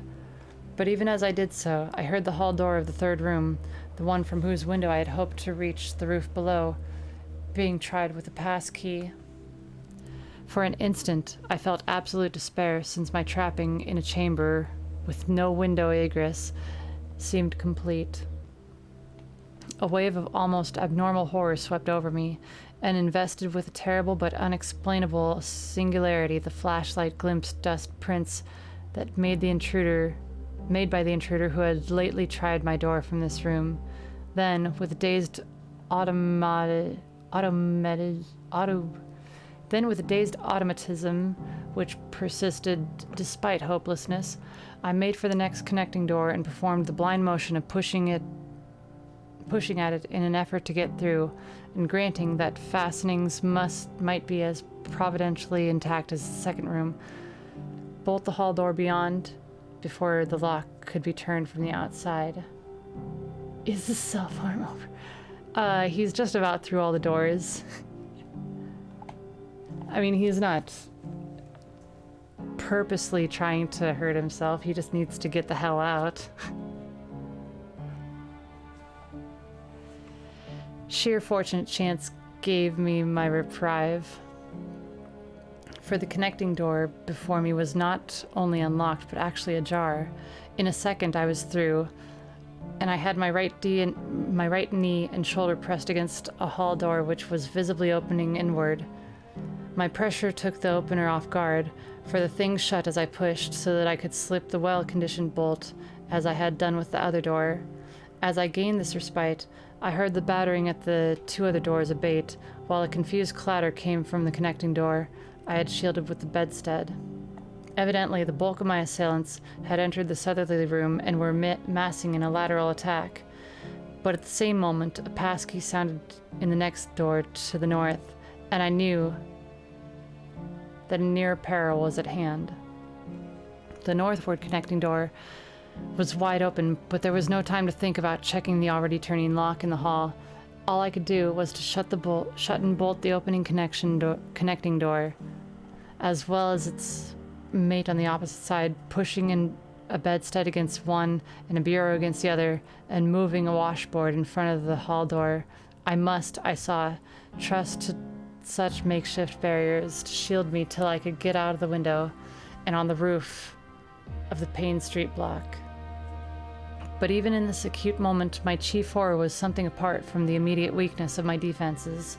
I was shuddering because not one of my pursuers, despite some hideous pantings, gruntings, and subdued barkings at odd intervals, was uttering an unmuffled or intelligible vocal sound.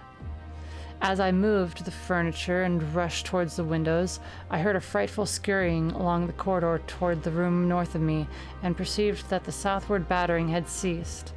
Plainly, most of my opponents were about to concentrate against the feeble connecting door, which they knew must open directly on me. Outside, the moon played on the ridgepole of the block below, and I saw that the jump would be desperately hazardous because of the steep surface on which I must land. Surveying the conditions, I chose the more southerly of the two windows as my avenue of escape, planning to land on the inner slope of the roof and make for the nearest skylight. Once inside one of the decrepit brick structures, I would have to reckon with pursuit, but I hoped to descend and dodge in and out of the yawning doorways along the shadowed courtyard, eventually getting to Washington Street and slipping out of town toward the south. The clatter at the northerly connecting door was now terrific, and I saw that the weak paneling was beginning to splinter. Obviously, the besiegers had brought some ponderous object into play as a battering ram. The bedstead, however, still held firm, so that I had at least a faint chance of making good my escape. As I opened the window, I noticed that it was flanked by heavy velour.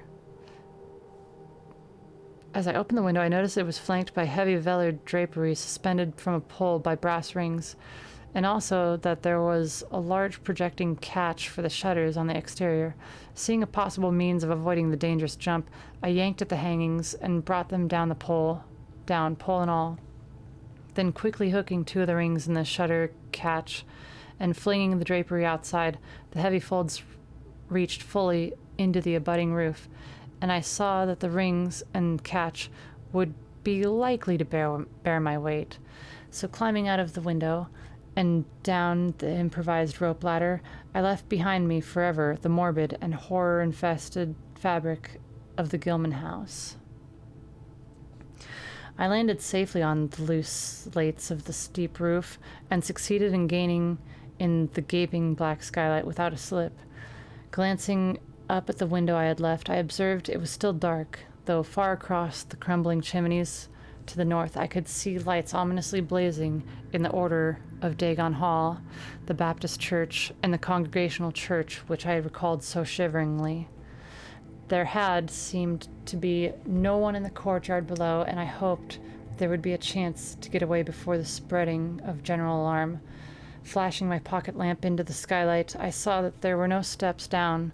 The distance was slight, however, so I clambered over the brink and dropped, striking a dusty floor littered with crumbling boxes and barrels. This place was ghoulish looking, but I was past minding such impressions, and made at once for the staircase revealed by my flashlight.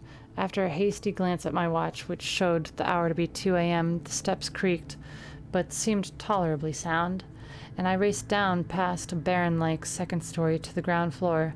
The desolation was complete, and only echoes answered my footfalls. At length I reached the lower hall, at one end of which I saw a faint luminous rectangle marking the ruined Payne Street doorway.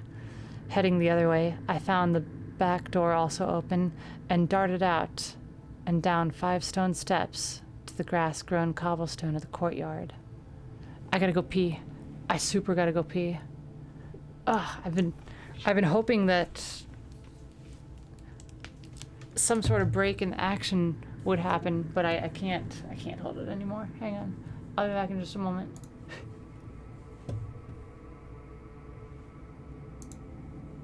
You just got here. Hero, there's a new thing in Redbubble. Go check it out.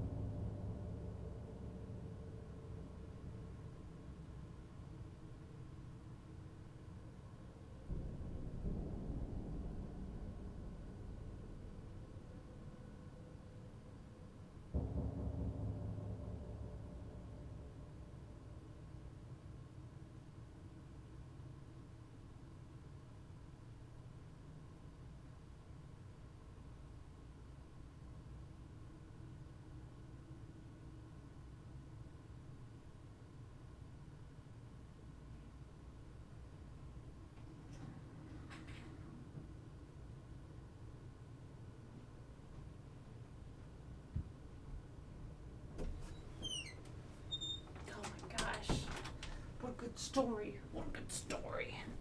Okay.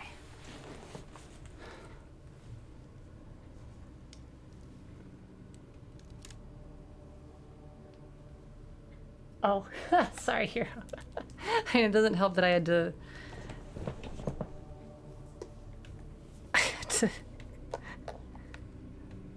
leave very quickly.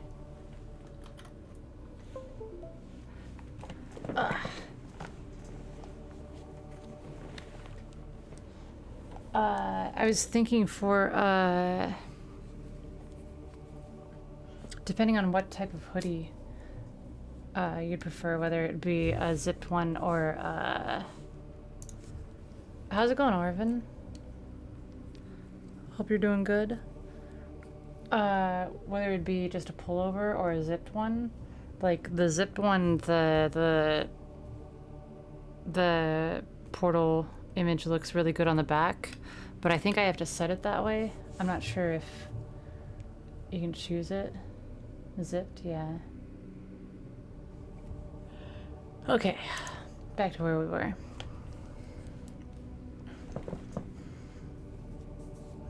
NANI?! I know, right?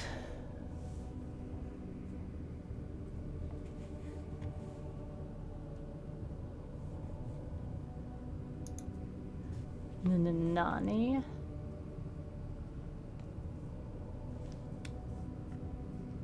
I hope the poster looks wonderful. I really do. Alright, back to our story. The moonbeams did not reach down here, but I could just see my way about without using the flashlight. Some of the windows on the Gilman house side were faintly glowing, and I thought I heard confused sounds within. Walking swiftly over to Washington Street side, I perceived several open doorways and chose the nearest as my route out. You're not a loser. Shush, Mikazuki.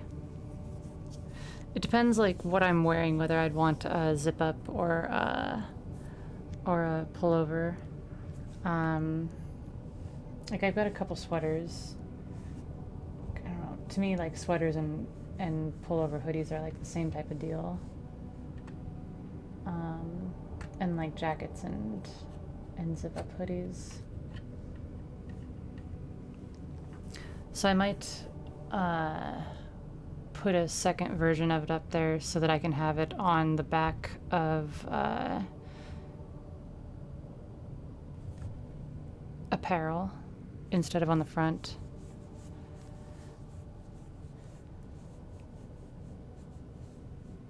Accepted her. Yeah, there you go.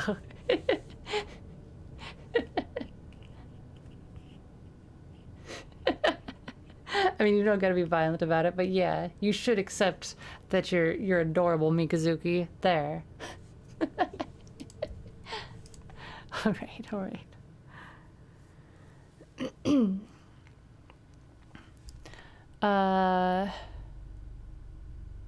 Violence is always an answer.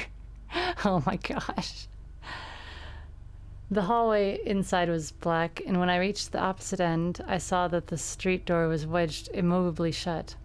Resolved to try another building, I groped my way back towards the courtyard, but stopped short when close to the doorway. For out of an open door in the Gilman house, a large crowd of doubtful shapes were pouring, lanterns bobbing in the darkness, and horrible croaking voices exchanged low cries in what was certainly not English. The figures moved uncertainly, and I realized to my relief that they did not know where I had gone, but for all that they sent a shiver of horror through my frame. Their features were indistinguishable, but their crouching, shambling gait was abominably repellent. And worst of all, I perceived that one figure was strangely robed and unmistakably surmounted by a tall tiara of a design altogether too familiar.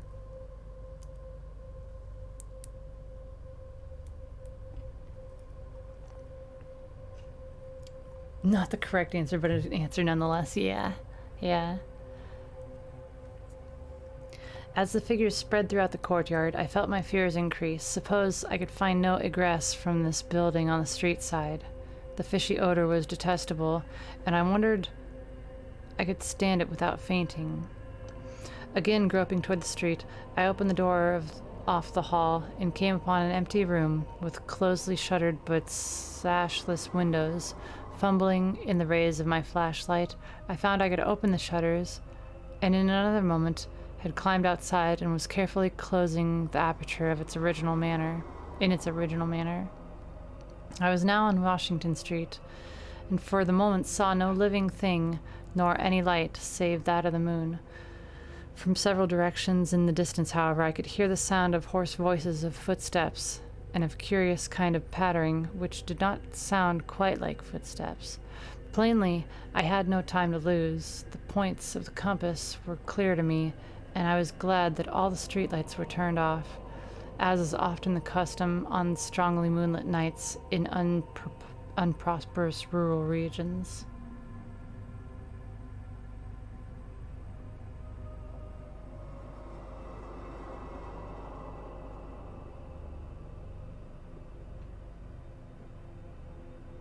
I mean, it's all available on the shop. I just think the design looks better on the back of the zip up instead of on the front.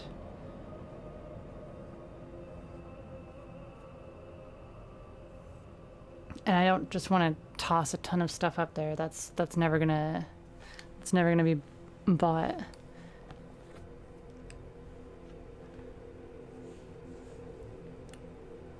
But I think the shirts look great. I'm thinking of buying one myself. Just being super vain.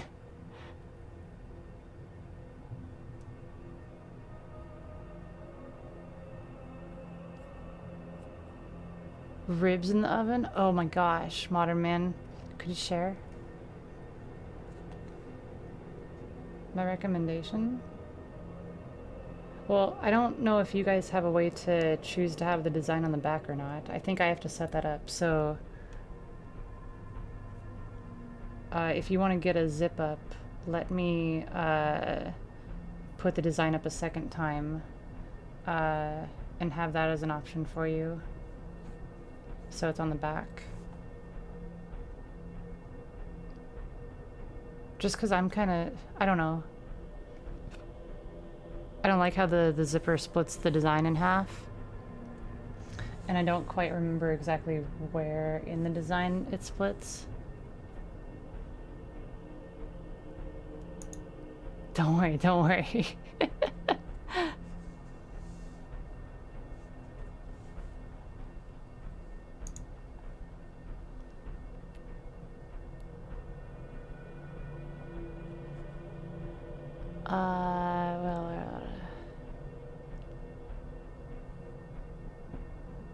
Points of the compass. Some of the sounds came from the south, yet I retained my design of escaping in that direction.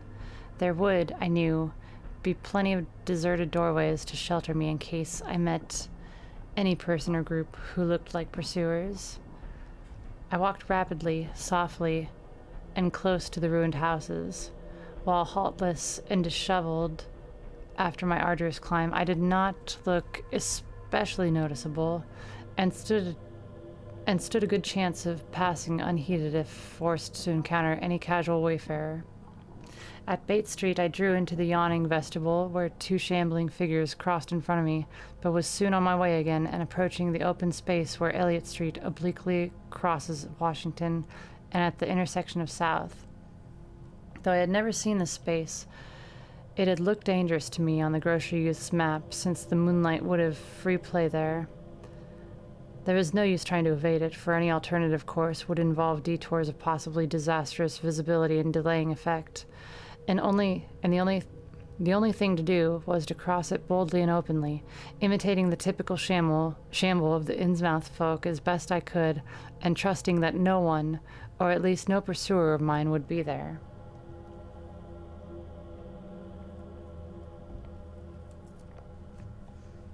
Yes. I could just go like this.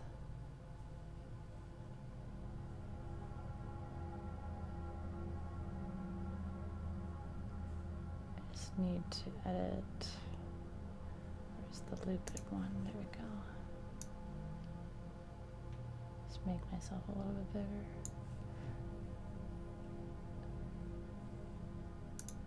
Voila.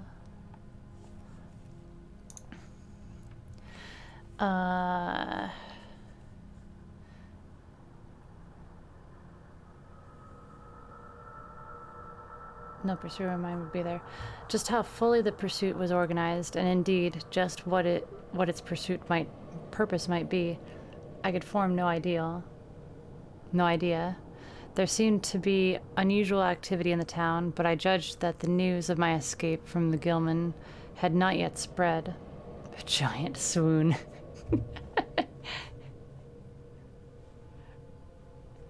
I would, of course, soon have to shift from Washington to some other southward street, for that party of the hotel would doubtless be after me. I must have left dust prints in the last old building, revealing how I had gained the street. The open space was, as I had expected, strongly moonlit, and I saw the remains of a park-like iron-railed green in its center. Fortunately, no one was about, though a curious sort of buzz or roar seemed to be increasing in the direction of Town Square.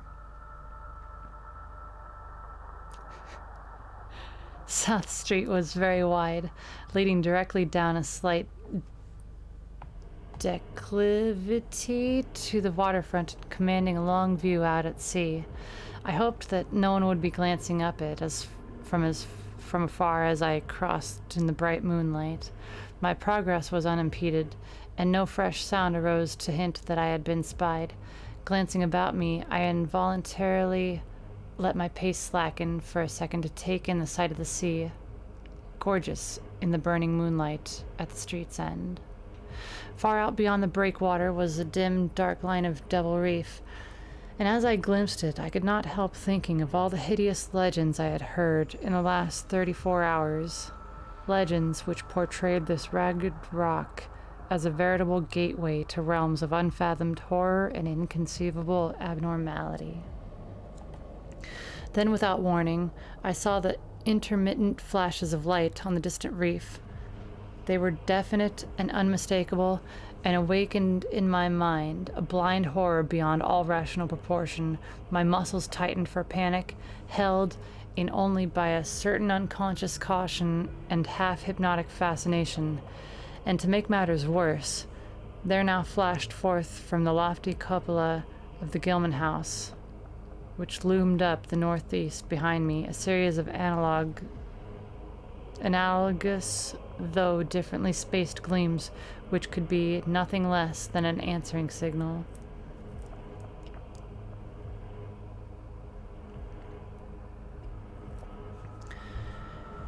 Controlling my muscles, and realizing afresh how plainly visible I was, I resumed my brisker and feignedly shambling place, though keeping my eyes off that hellish and ominous reef as long as the opening of South Street gave me a seaward view. What the whole proceeding meant, I could not imagine, unless it involved some strange rite connected with Devil Reef, or unless some party had landed from a ship on that sinister rock. I now bent to the left around the ruinous green, still gazing toward the ocean as it blazed in the spectral summer moonlight, and watching the cryptical flashes of those nameless, unexplainable beacons. It was then that the most horrible impression of all was borne in upon me, the impression which destroyed my last vestige of self-control and set me running frantically southward past the yawning black doorways and fishily staring windows of that deserted nightmare street. For a closer glance, I saw that the moonlit waters between the reef and the shore were far from empty. They were alive with a teeming horde of shapes swimming inward toward the town, And even at my vast distance, and in my single moment of perception, I could tell that the bobbing heads and flailing arms were alien and aberrant in a way scarcely to be expressed or consciously formulated. My frantic running ceased before I had covered a block, for at my left I began to hear something like the hue and cry of organized pursuit. There were footsteps and guttural sounds, and a rattling motor wheezed south along Federal Street.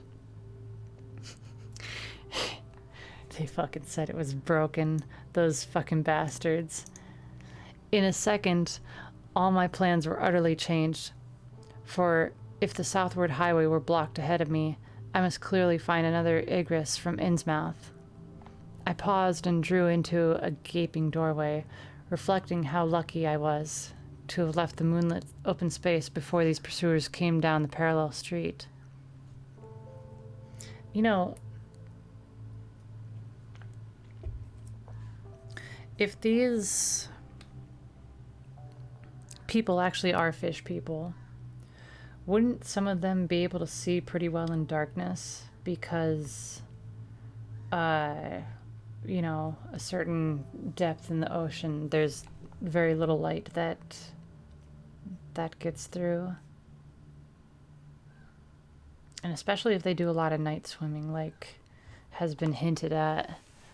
I feel like him hiding in the shadows isn't as stealthy an option as he thinks it is.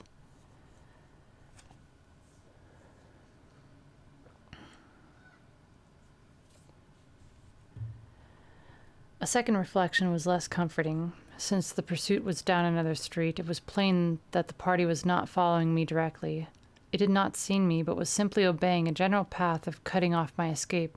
This, however, implied that all roads leading out of Innsmouth were similarly patrolled, for the denizens could not have known what route I intended to take. If this were so, I would have to make my retreat across country, away from any road.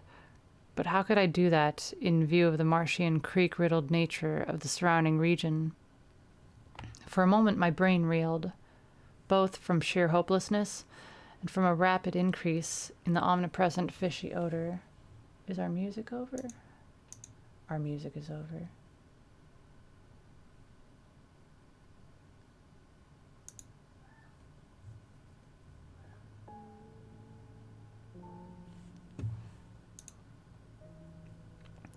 Then I thought of the abandoned railway to Rowley, whose solid line of ballasted weed-grown earth still stretched off to the northwest from the crumbling station on the edge of the river gorge. There was just a chance that the townfolk would not think of that, since its barrier-choked desertion made it half impassable, and the unlikeliest of all avenues for a fugitive to choose. Are you sure? I had seen it clearly from my hotel window and knew about how it lay. Most of its earlier length was uncomfortably visible from the Rowley Road and from high places in the town itself, but one could perhaps crawl inconspicuously through the undergrowth. At any rate, it would form my only chance of divergence, and there was nothing to do but try it.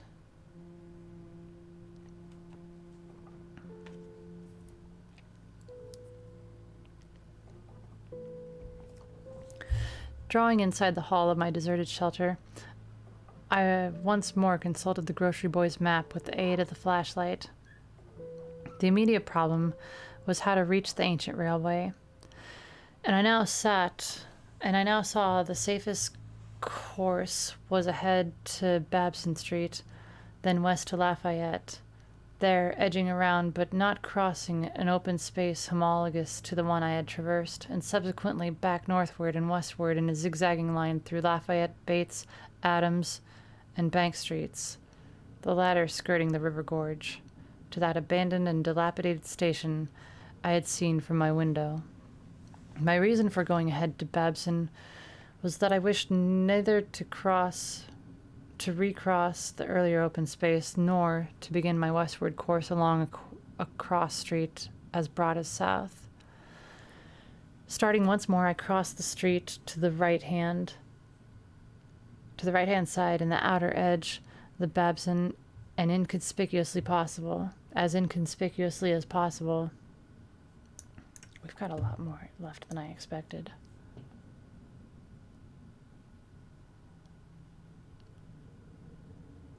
I guess we're not too far. We're not too far along.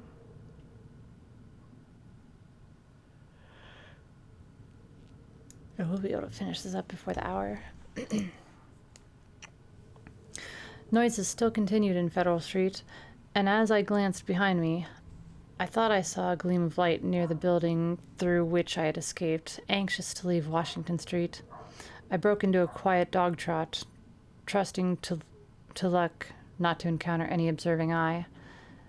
Next the corner of Babson Street, I saw, to my alarm, that one of the houses was still inhabited, as attested by curtains at the window, but there were no lights within, and I passed it without disaster.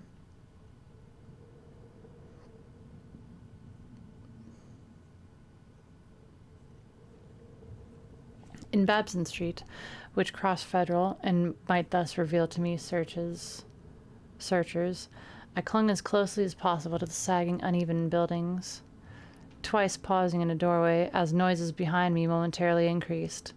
The open space ahead shone wide and desolate under the moon, but my route would not force me to cross it.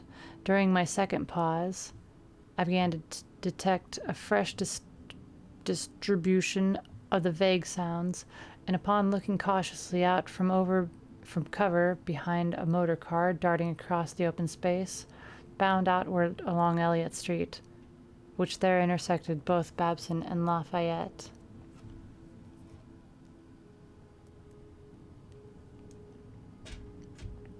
As I watched, choked by a sudden rise in the fishy odor after a short abatement, I saw a band of uncouth, crouching shapes lopping and shambling in the same direction, and knew that this must be the party guarding the Ipswich Road, since that highway forms an extension of Elliott Street. Two of the figures I glimpsed were in voluminous robes, and one wore a peaked diadem which glistened whitely in the moon. The gait of this figure was so odd that it sent a chill through me, for it seemed to me that the creature was almost hopping.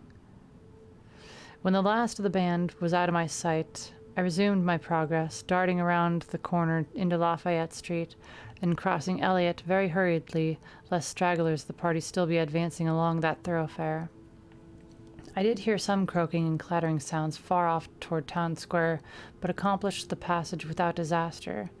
My greatest dread was in recrossing broad and moonlit South Street, with its seaward view, and I had to nerve myself for the ordeal. Someone might easily be looking, and possible Elliott Street stragglers could not fail to glimpse me from either of 2 points.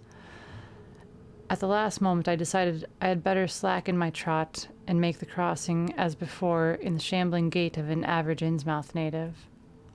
When the view of the water again opened out, this time on my right, I was half determined not to look at it at all. I could not, however, resist, but cast a sidelong glance as I carefully and intimidatively shambled towards the protecting shadows ahead. There was no ship visible, as I had half expected there would be. Instead, the first thing which caught my eye was a small rowboat pulling in toward the abandoned wharves and laden with some bulky, tarpaulin-covered object. Its rowers, though distantly and indistinctly seen, were of an especially repellent aspect. Several swimmers were still discernible, while on the far black reef I could see a faint, steady glow, unlike the winking beacon visible before, and of a curious color which I could not precisely identify.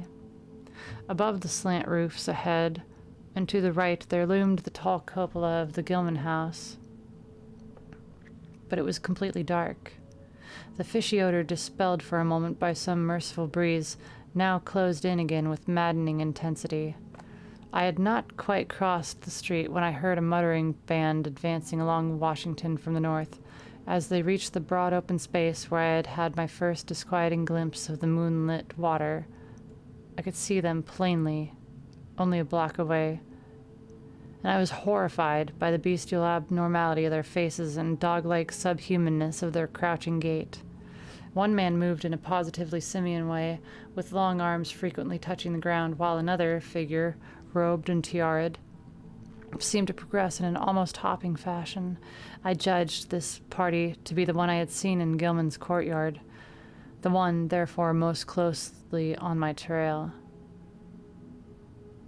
As some of the figures turned to look in my direction, I was transfixed with fright, yet managed to preserve the casual, shambling gait I had assumed.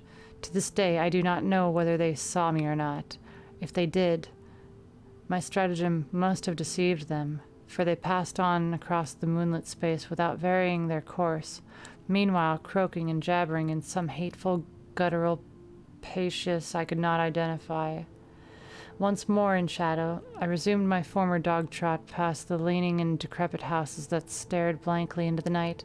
Having crossed into the western sidewalk, I rounded the nearest corner into Bates Street, where I kept close to the building on the south side. I passed 2 houses showing signs of habitation, one of which had faint lights in upper rooms, yet met with no obstacle. As I turned into Adam Streets, I felt measurably safer, but received a shock when a man reeled out of a black doorway directly in front of me. He proved, however, too hopelessly drunk to be a menace, so that I reached the dismal ruins of the Bank Street warehouses in safety.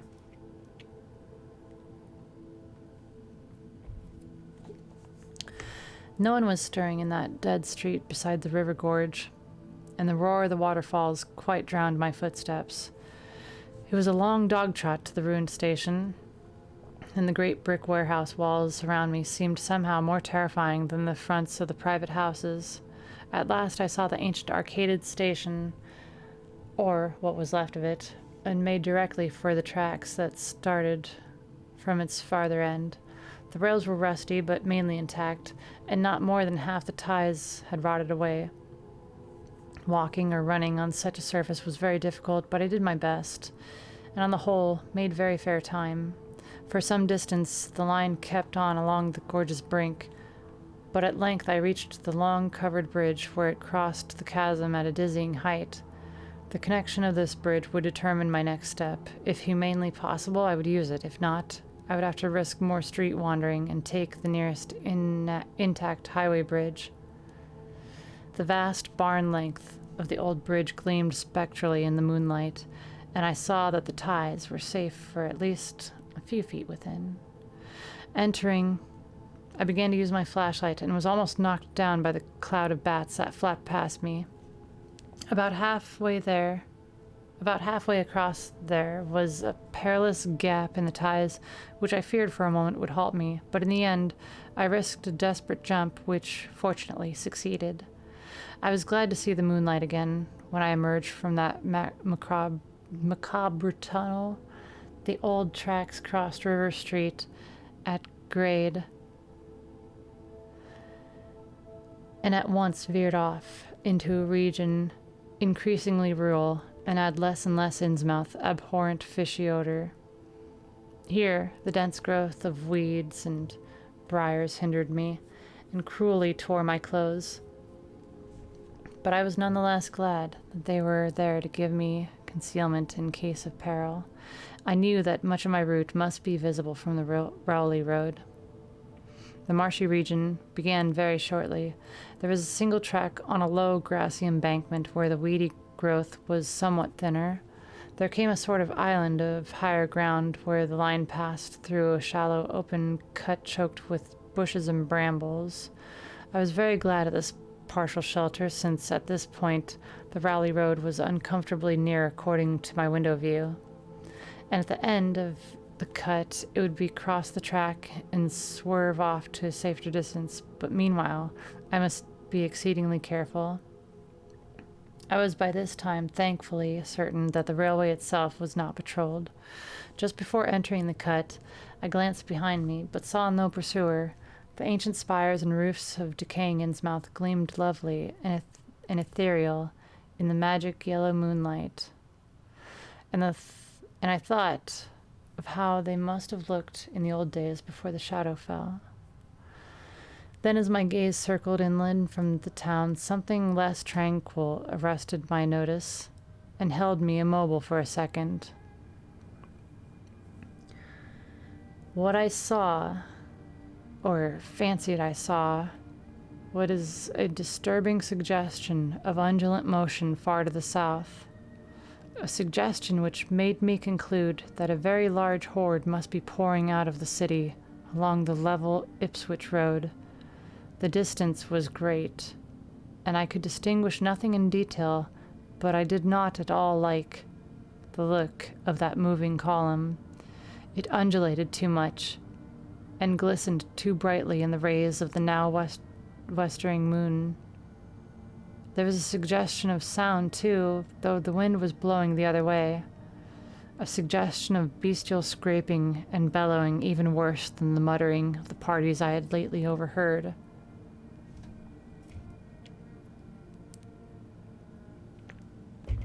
All sorts of unpleasant conjectures crossed my mind. I thought of those very extreme Innsmouth types said to be hidden in crumbling centuried warrens near the waterfront. I thought, too, of those nameless swimmers I had seen, counting the parties so far glimpsed, as well as those presumably covering other roads. The number of my pursuers must be strangely large for a town as depopulated as Innsmouth. Where could the dense personnel of such a column as I now beheld? Did those ancient, unplumbed warrens teem with a twisted, uncatalogued, and unsuspected life? Or had some unseen ship indeed landed with a legion of unknown outsiders on that hellish reef? Who were they? Why were they there? And if such a column of them was scouring the Ipswich road, would the patrols on the other roads be likewise augmented? I had entered the brush-grown cut and was struggling along at a very slow pace when the damnable fishy odor again waxed dominant. I had the wind suddenly changed eastward so that it blew in from the sea and over the town.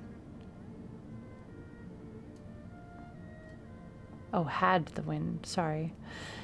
It must have, I concluded, since I now began to hear shocking guttural murmurs from that hitherto silent direction. There was another sound, too. How's it going, Javi? If you're heading to sleep, I hope you have sweet dreams.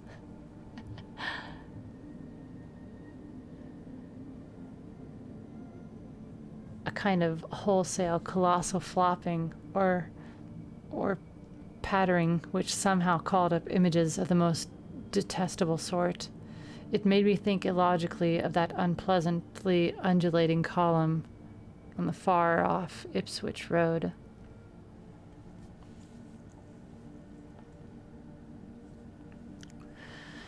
And then both stench and sounds grew stronger, so that I paused, shivering and grateful for the cut's protection.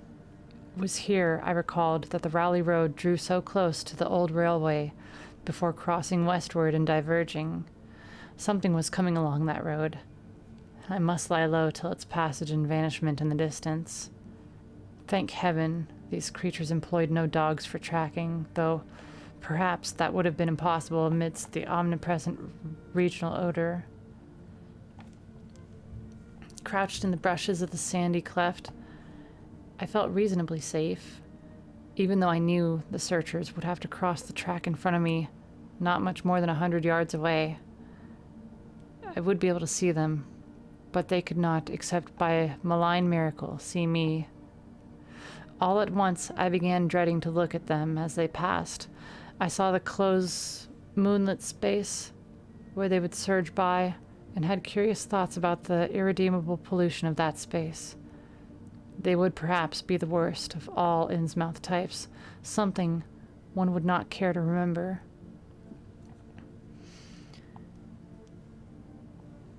The stench waxed overpowering, Noises swelled to a bestial babble of croaking, baying, and barking without the least suggestion of human speech.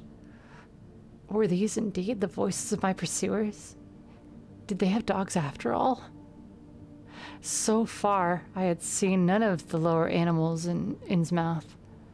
That flopping or pattering was monstrous. I could not look upon the degenerate creatures responsible for it. I would keep my eyes shut till the sound receded towards the west. The horde was very close now. The air foul with their hoarse snarlings, and the ground almost shaking with their alien rhythmed footfalls.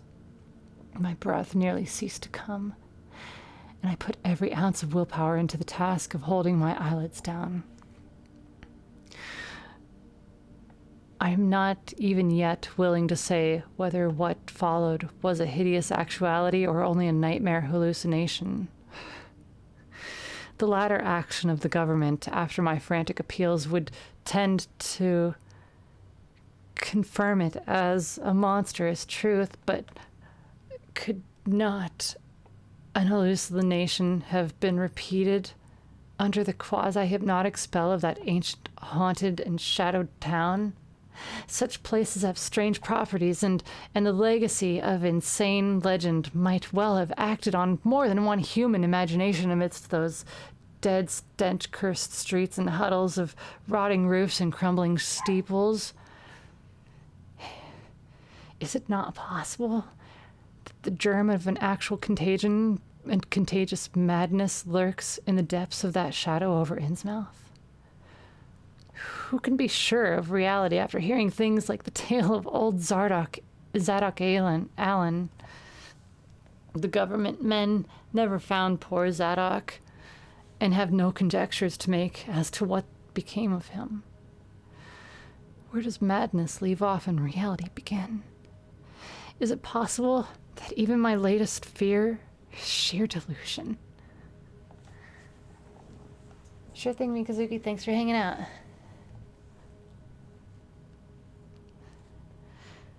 But I must try to tell what I thought I saw in that night under the mocking yellow moon. I saw surging and hopping down the Rowley Road in plain sight in front of me as I crouched among the wild brambles of that desolate railway cut. Of course, my resolution to keep my eyes shut had failed. It was foredoomed to failure, for who could crouch blindly when a legion of croaking, baying entities of unknown source flopped noisomely past, scarcely more than 100 yards? I thought I was prepared for the worst, and I really ought to have been prepared considering what I had seen before. My other pursuers had been accursedly abnormal, so should I not have been ready to face a strengthening of the abnormal element? To look upon forms in which there was no mixture of normal at all? I did not open my eyes until the raucous clamor came loudly from a point obviously straight ahead.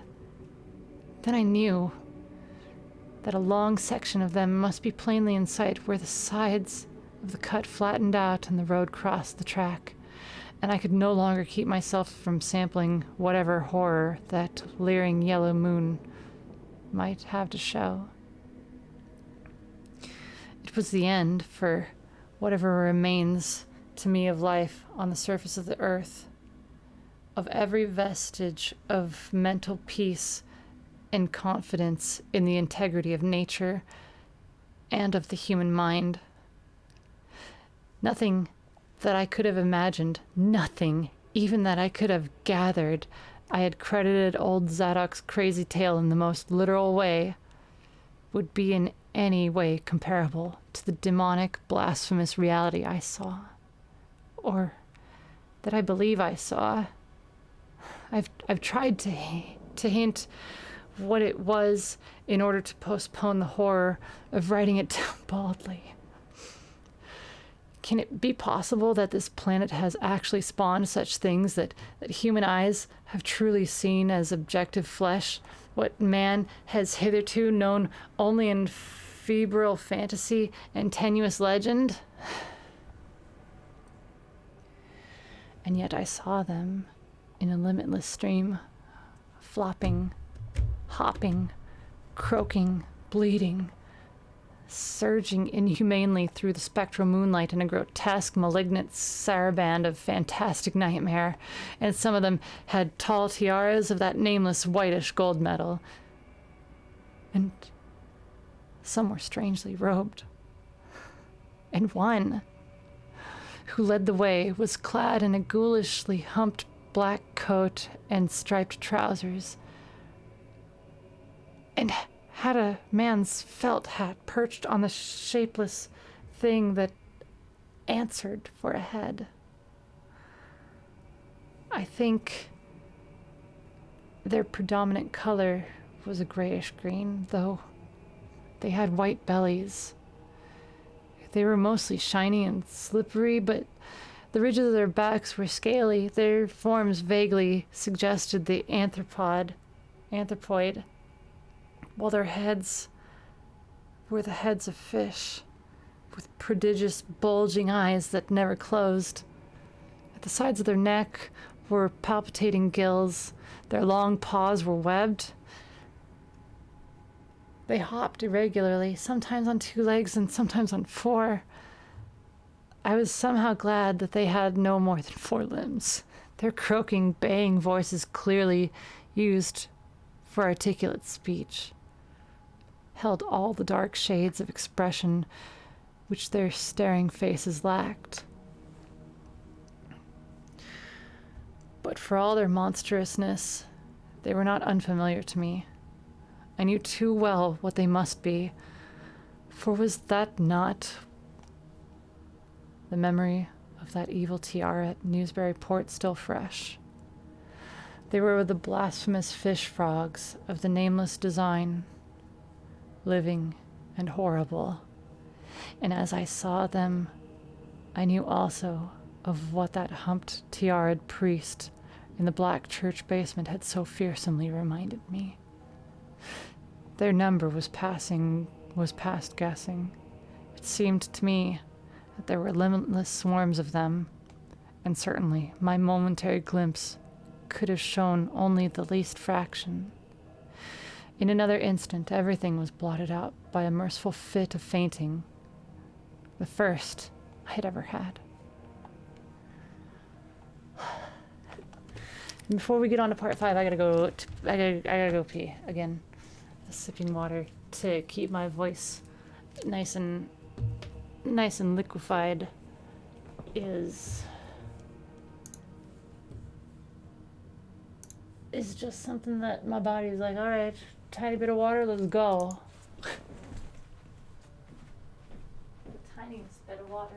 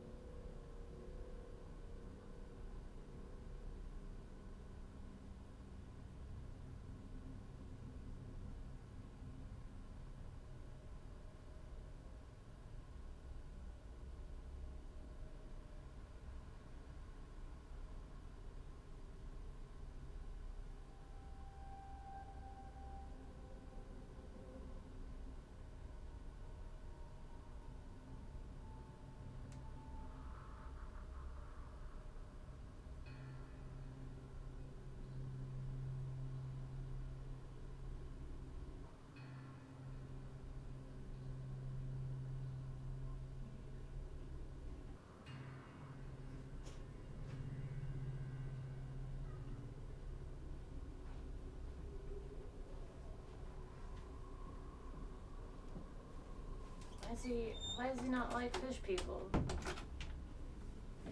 What's the problem with fish people?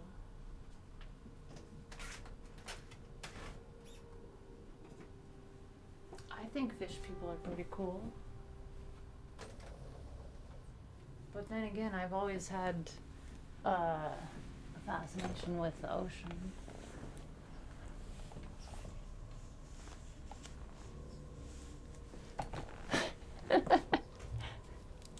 All right, we're on to part 5 now. Where's my leap motion? There we go.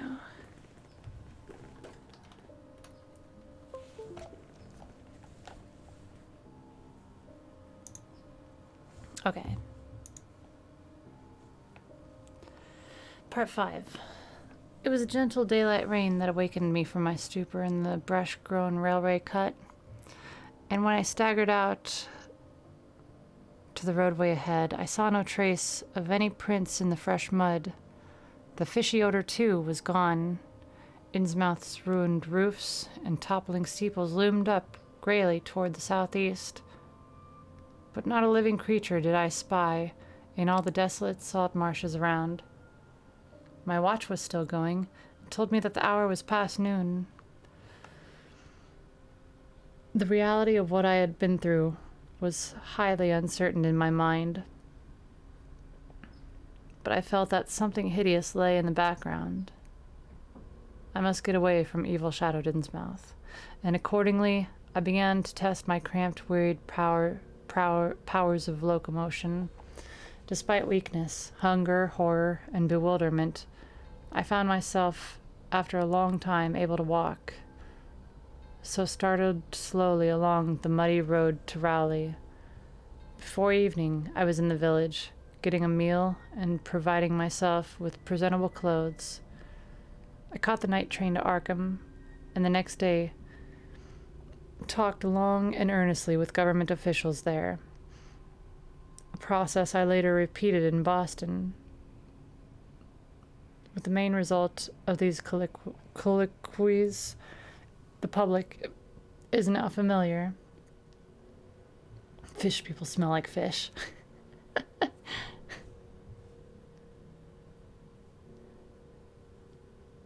That's the problem. No, no, no. Fish is delicious and adorable. They're adorable and delicious. With the main result of these colloquies, the public is now familiar, and I wish, for normality's sake, there were nothing more to tell. Perhaps it is madness that is overtaking me, yet perhaps a great horror or a greater marvel is reaching out. As may be imagined, I gave up most of the foreplanned features, the rest of my tour, the scenic, architectural, and antiquarian diversions on which I had counted so heavily. Nor did I dare look for that piece of strange jewelry said to be in the Miskatonic University Museum.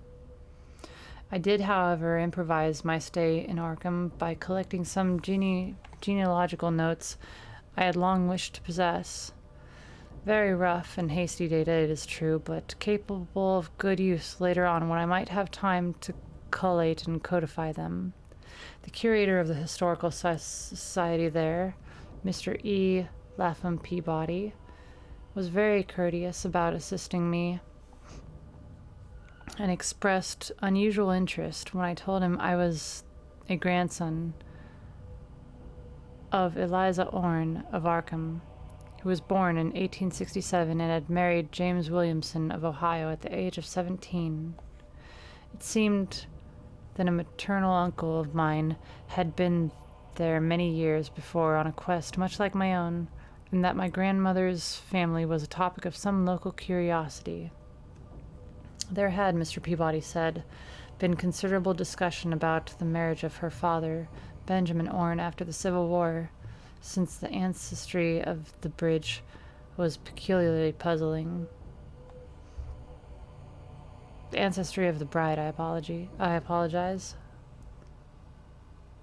My ability to read aloud is slowly slowly deteriorating.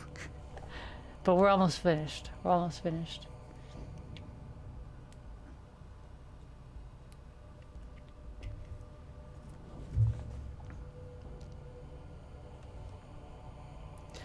That bride was understood to have been an orphaned Marsh of New Hampshire, a cousin of the Essex County Marshals, but her education had been in France, and she knew very little of her family.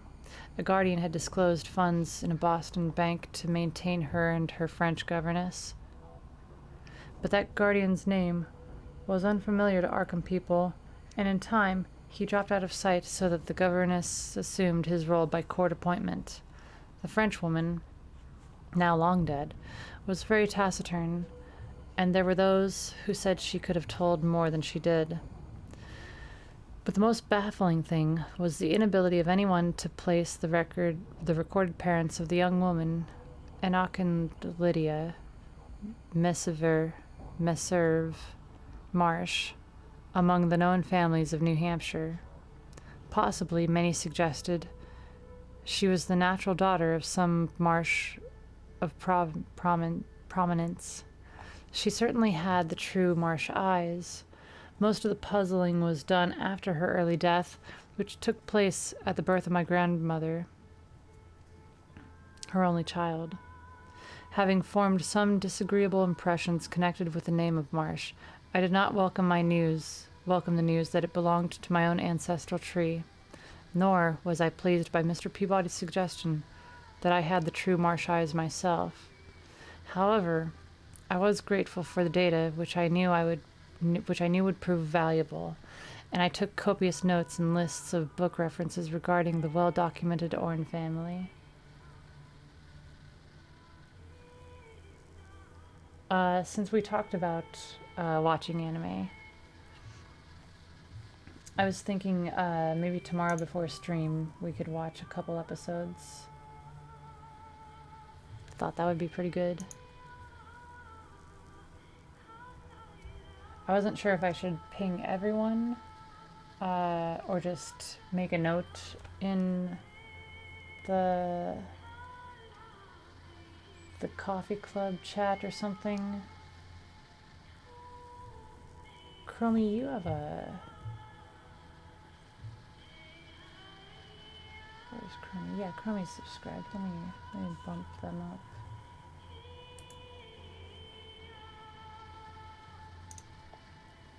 To the coffee club.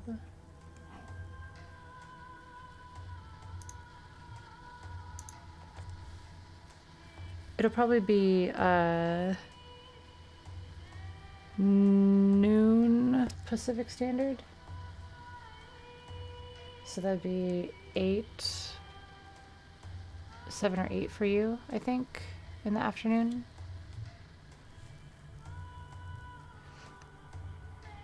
I went directly home to Toledo from Boston and later spent a month at Maumee recuperating from my ordeal.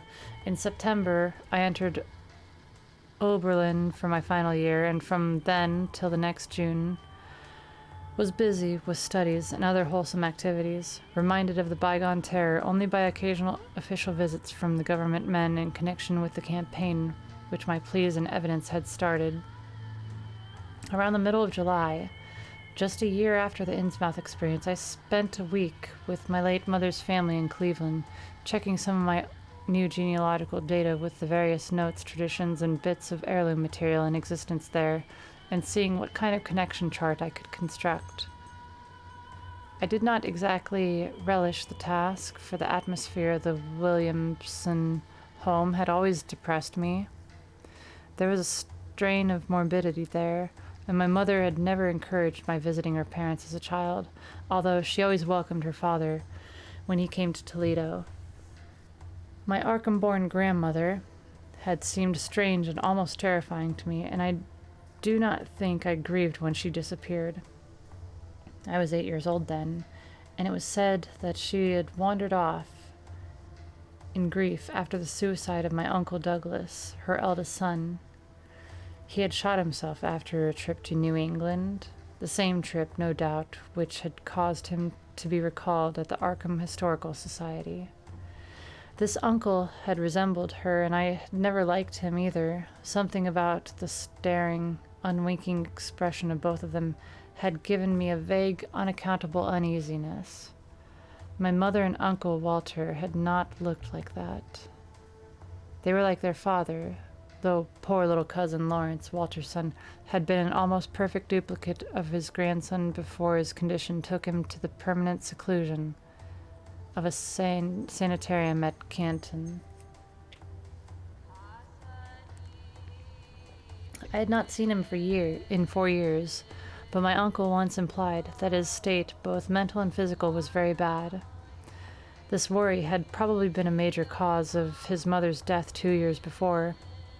My grandmother and his widowed son, Walter, now comprised the Cleveland household, but the memory of older times hung thicker over it. I still disliked the place and tried to get my researches done as quickly as possible.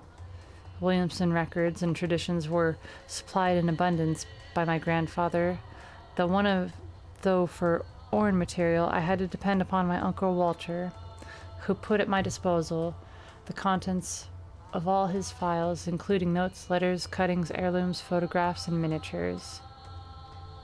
It was in going over the letters and pictures on the Orne side that I began to acquire a kind of terror of my own ancestry. As I have said, my grandmother and Uncle Douglas had always disturbed me. Now, years after their passing, I gazed at their pictured faces with a measurably heightened feeling of repulsion and alienation. I could not at first understand the change, but gradually a horrible sort of comparison began to obtrude itself on my unconscious mind, despite the steady refusal of my consciousness to admit even the least suspicion of it.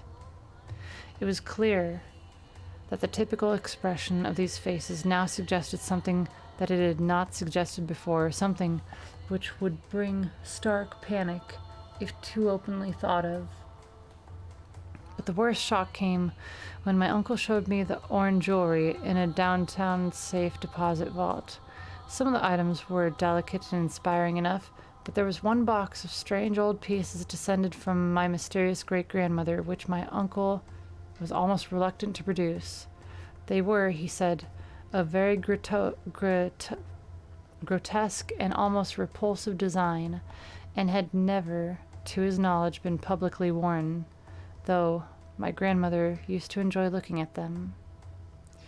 Vague legends of bad luck clustered around them, and my great-grandmother's French governess had said that they ought not to be worn in New England, that it would be quite safe to wear them in Europe.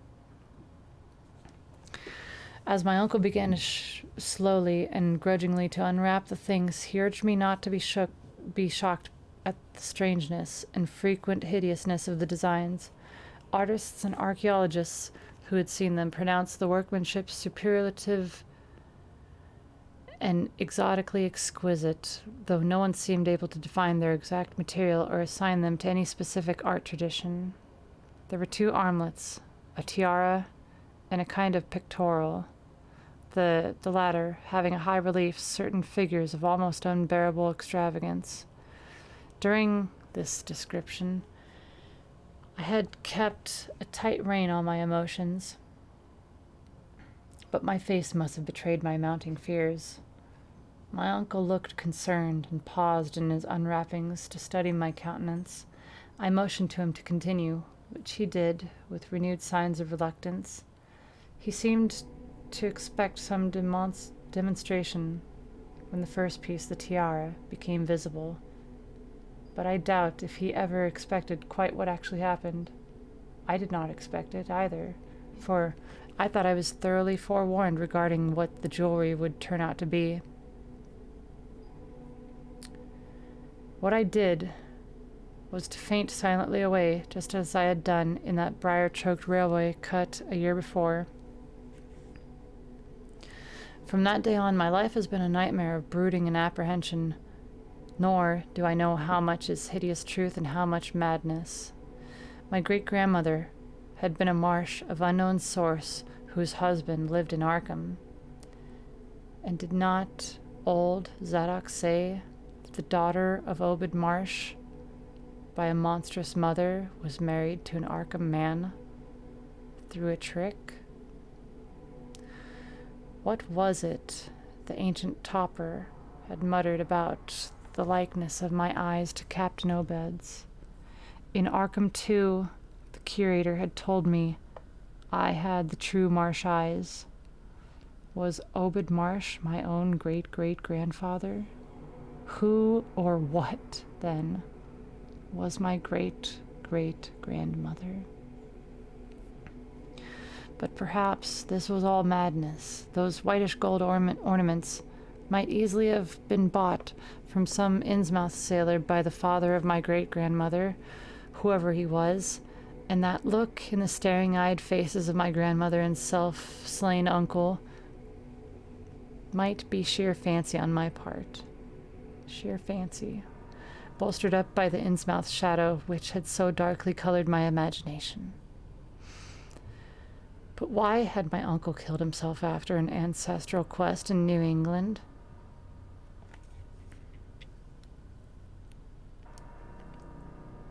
For more than 2 years I fought off these reflections with partial success.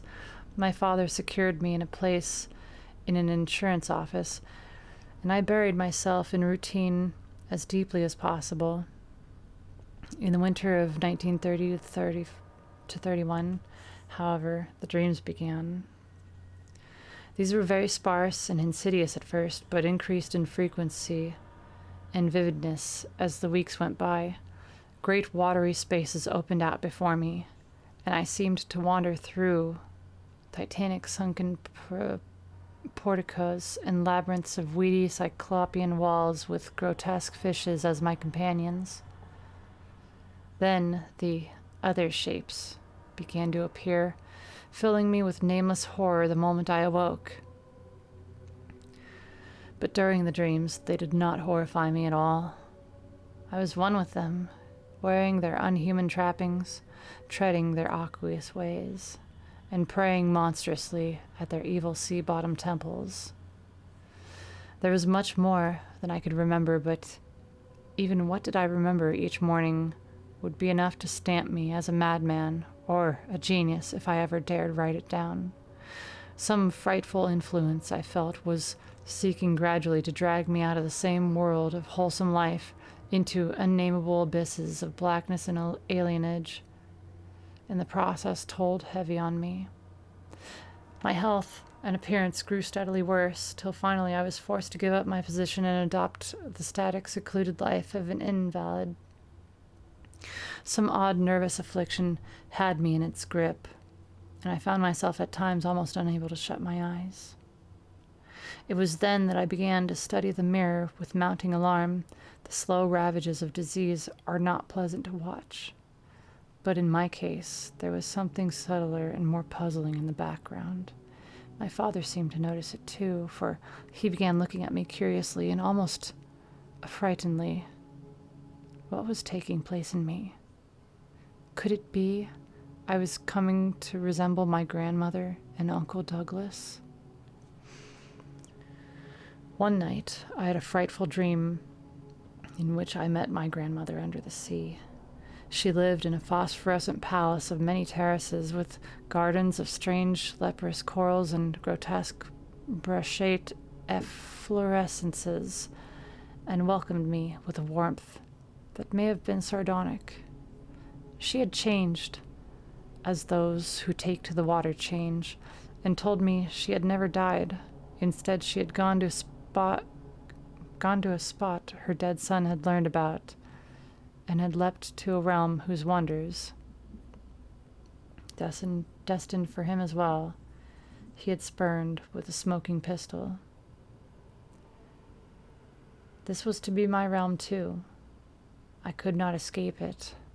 I would never die, but would live with those who had lived since before man ever walked the earth. I met also that which had been her grandmother.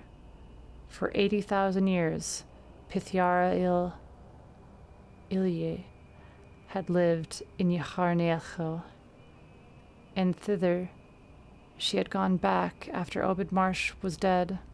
Ychanechiel was not destroyed when the Upper Earth men shot death into the sea. It was hurt, but not destroyed. The Deep Ones could never be destroyed, even though the Paleogene magic of the Forgotten Old Ones might sometimes check them.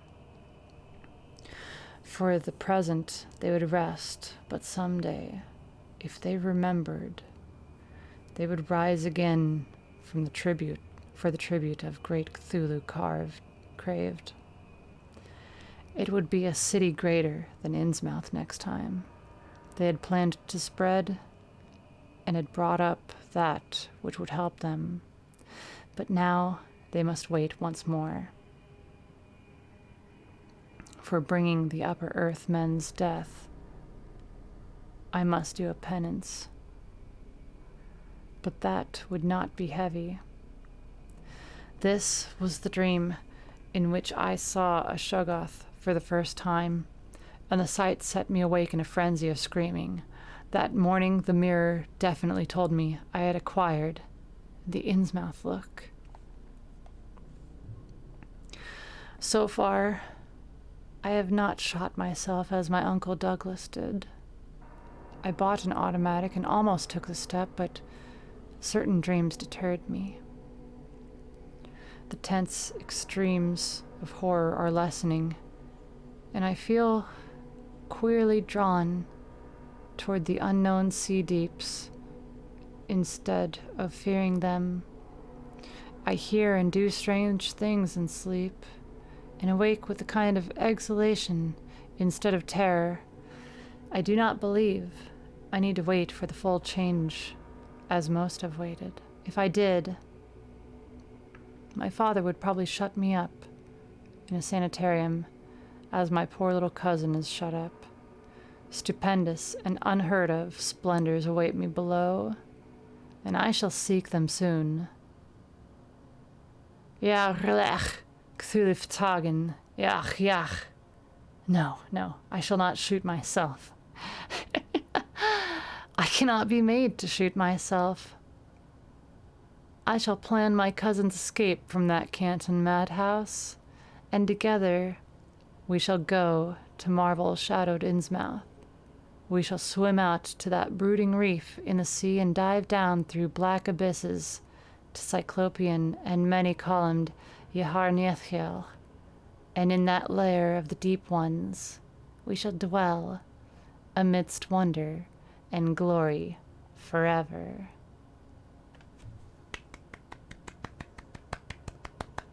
And so concludes The Shadow over Innsmouth. That is one of the greats. One of the greats. Yeah? Don't destroy my voice. Don't. Destroy my voice, what? From saying things in Cthulian? Yeah, rech, ja. Cthulhu yeah.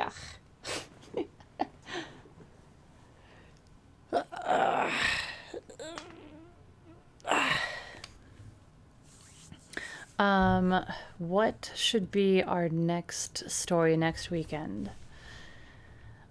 I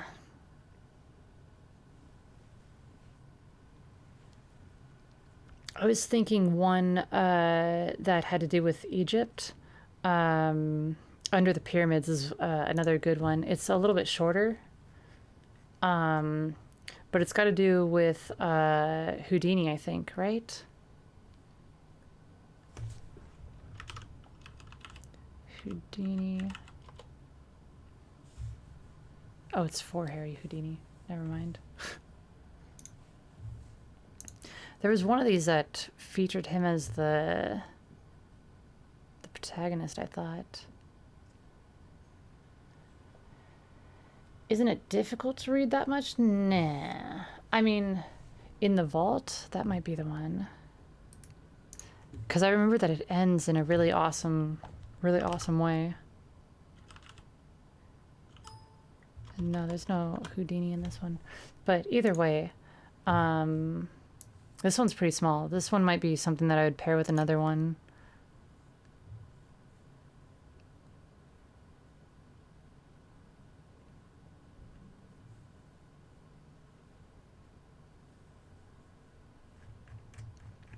I also want to make sure that whatever I read doesn't have a whole lot of racism in it, so that I can avoid that.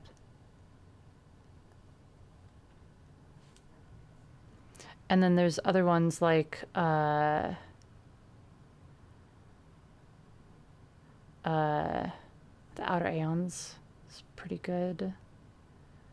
I want to do The Rats in the Wells, but I don't think I'd put the text up.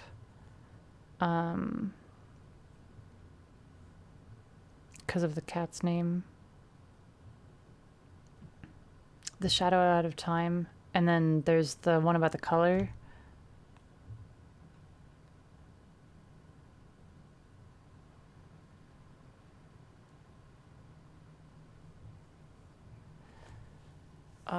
At the Mountains of Madness, if I were to do that, this one's like a good, like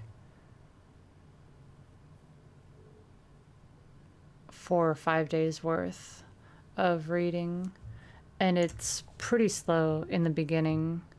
The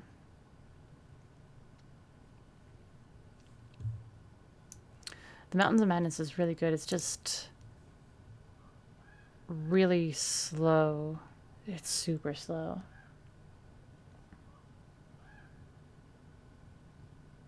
Shadow Out of Time is too long.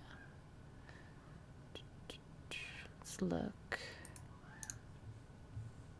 I might do this one in maybe 2 settings. It's got 8 parts. Yeah, I could do like 4. Mountains of Madness is great. Happy for whatever. Wow. Wow. Okay. I'm gonna go grab something to eat. And then we'll play some games.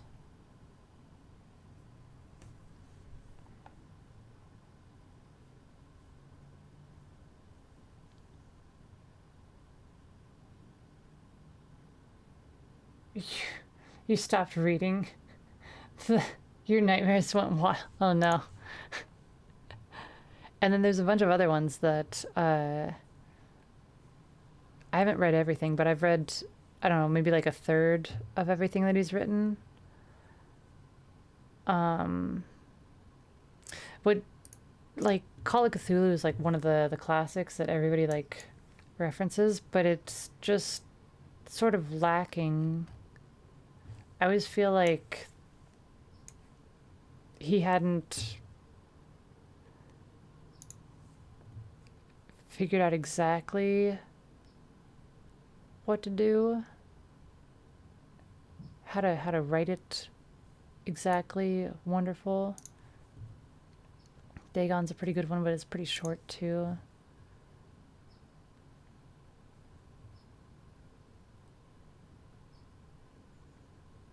Maybe it was Hypnosis.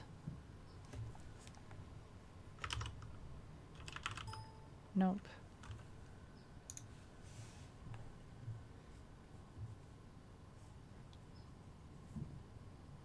I know that there's a whole section of the Lovecraft universe that I never really got into that had to do with dreams. And it's pretty heavily suggested at in the end of The Shadow over Innsmouth, where dreams are not only like another physical manifestation of being, but also because of that, a way to communicate through time and space. You'll be back later? Sure thing, Javi. All right. I'll be back. The Dream Realm, yeah. I'll be back in like a half hour. We could either do some. What do we have? I don't know. What do you guys feel like playing? I can play anything that I've got already installed. We could do more Jackbox, or we could do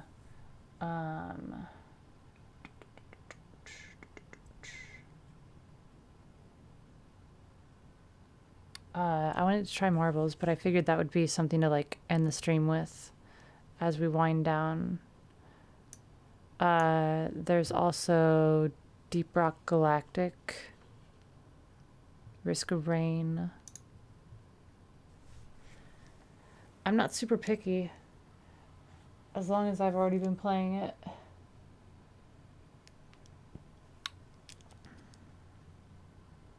But I should go grab food first. I'll be back in like half an hour. Thank you everybody so much for watching. Is there anybody that I can raid offhand?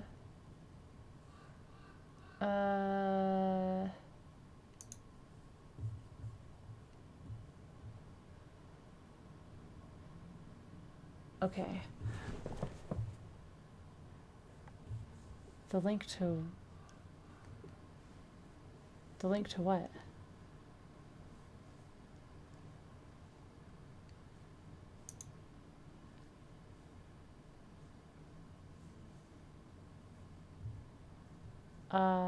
Let's go.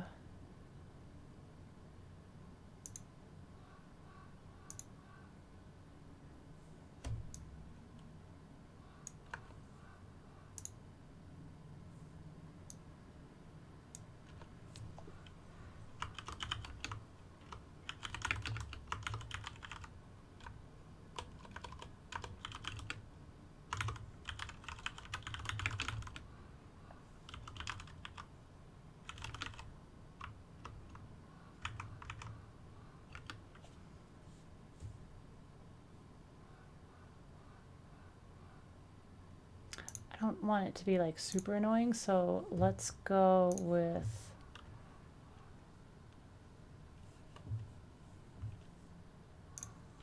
this. Copy that, and then we will go raid. I think I want to do this music guy. He plays guitar. Mike Shinoda raided him a couple weeks ago, and I really like what he does. I don't know if he's playing guitar right now. Oh yeah, he is. I think he's playing Rocksmith.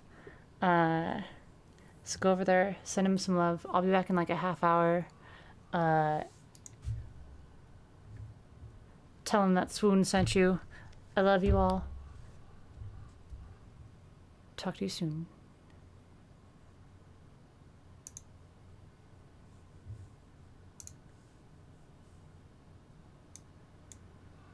Been crushing Warzone. Hey, what's up, Danny? How you doing? Raiding party! Swooncraft, making me swoon over here with a raid. You're closer. That's closer, Mooney. But you're not quite there. What's up, Swoon? How you doing? Welcome, guys.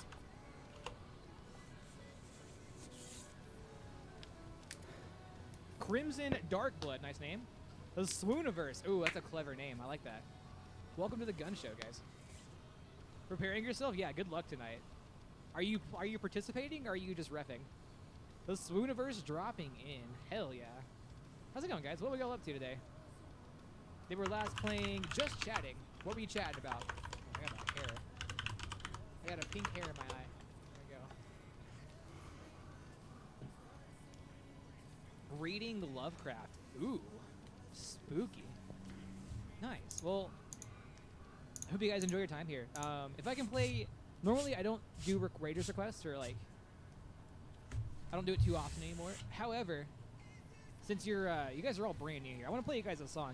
If you guys collectively as a group have a song you want to play, or you want to see me play, let me know. I'll try to play you something.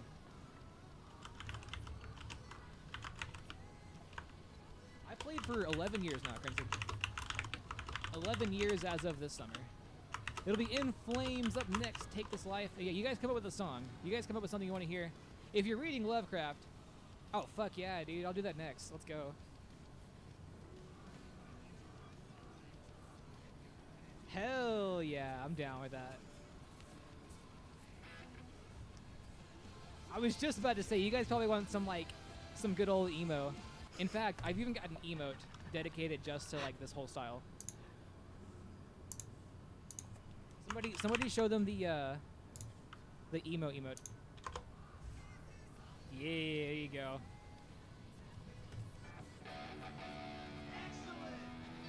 Yo, Crimson, thank you for the follow, man. Welcome to the gun show, dude.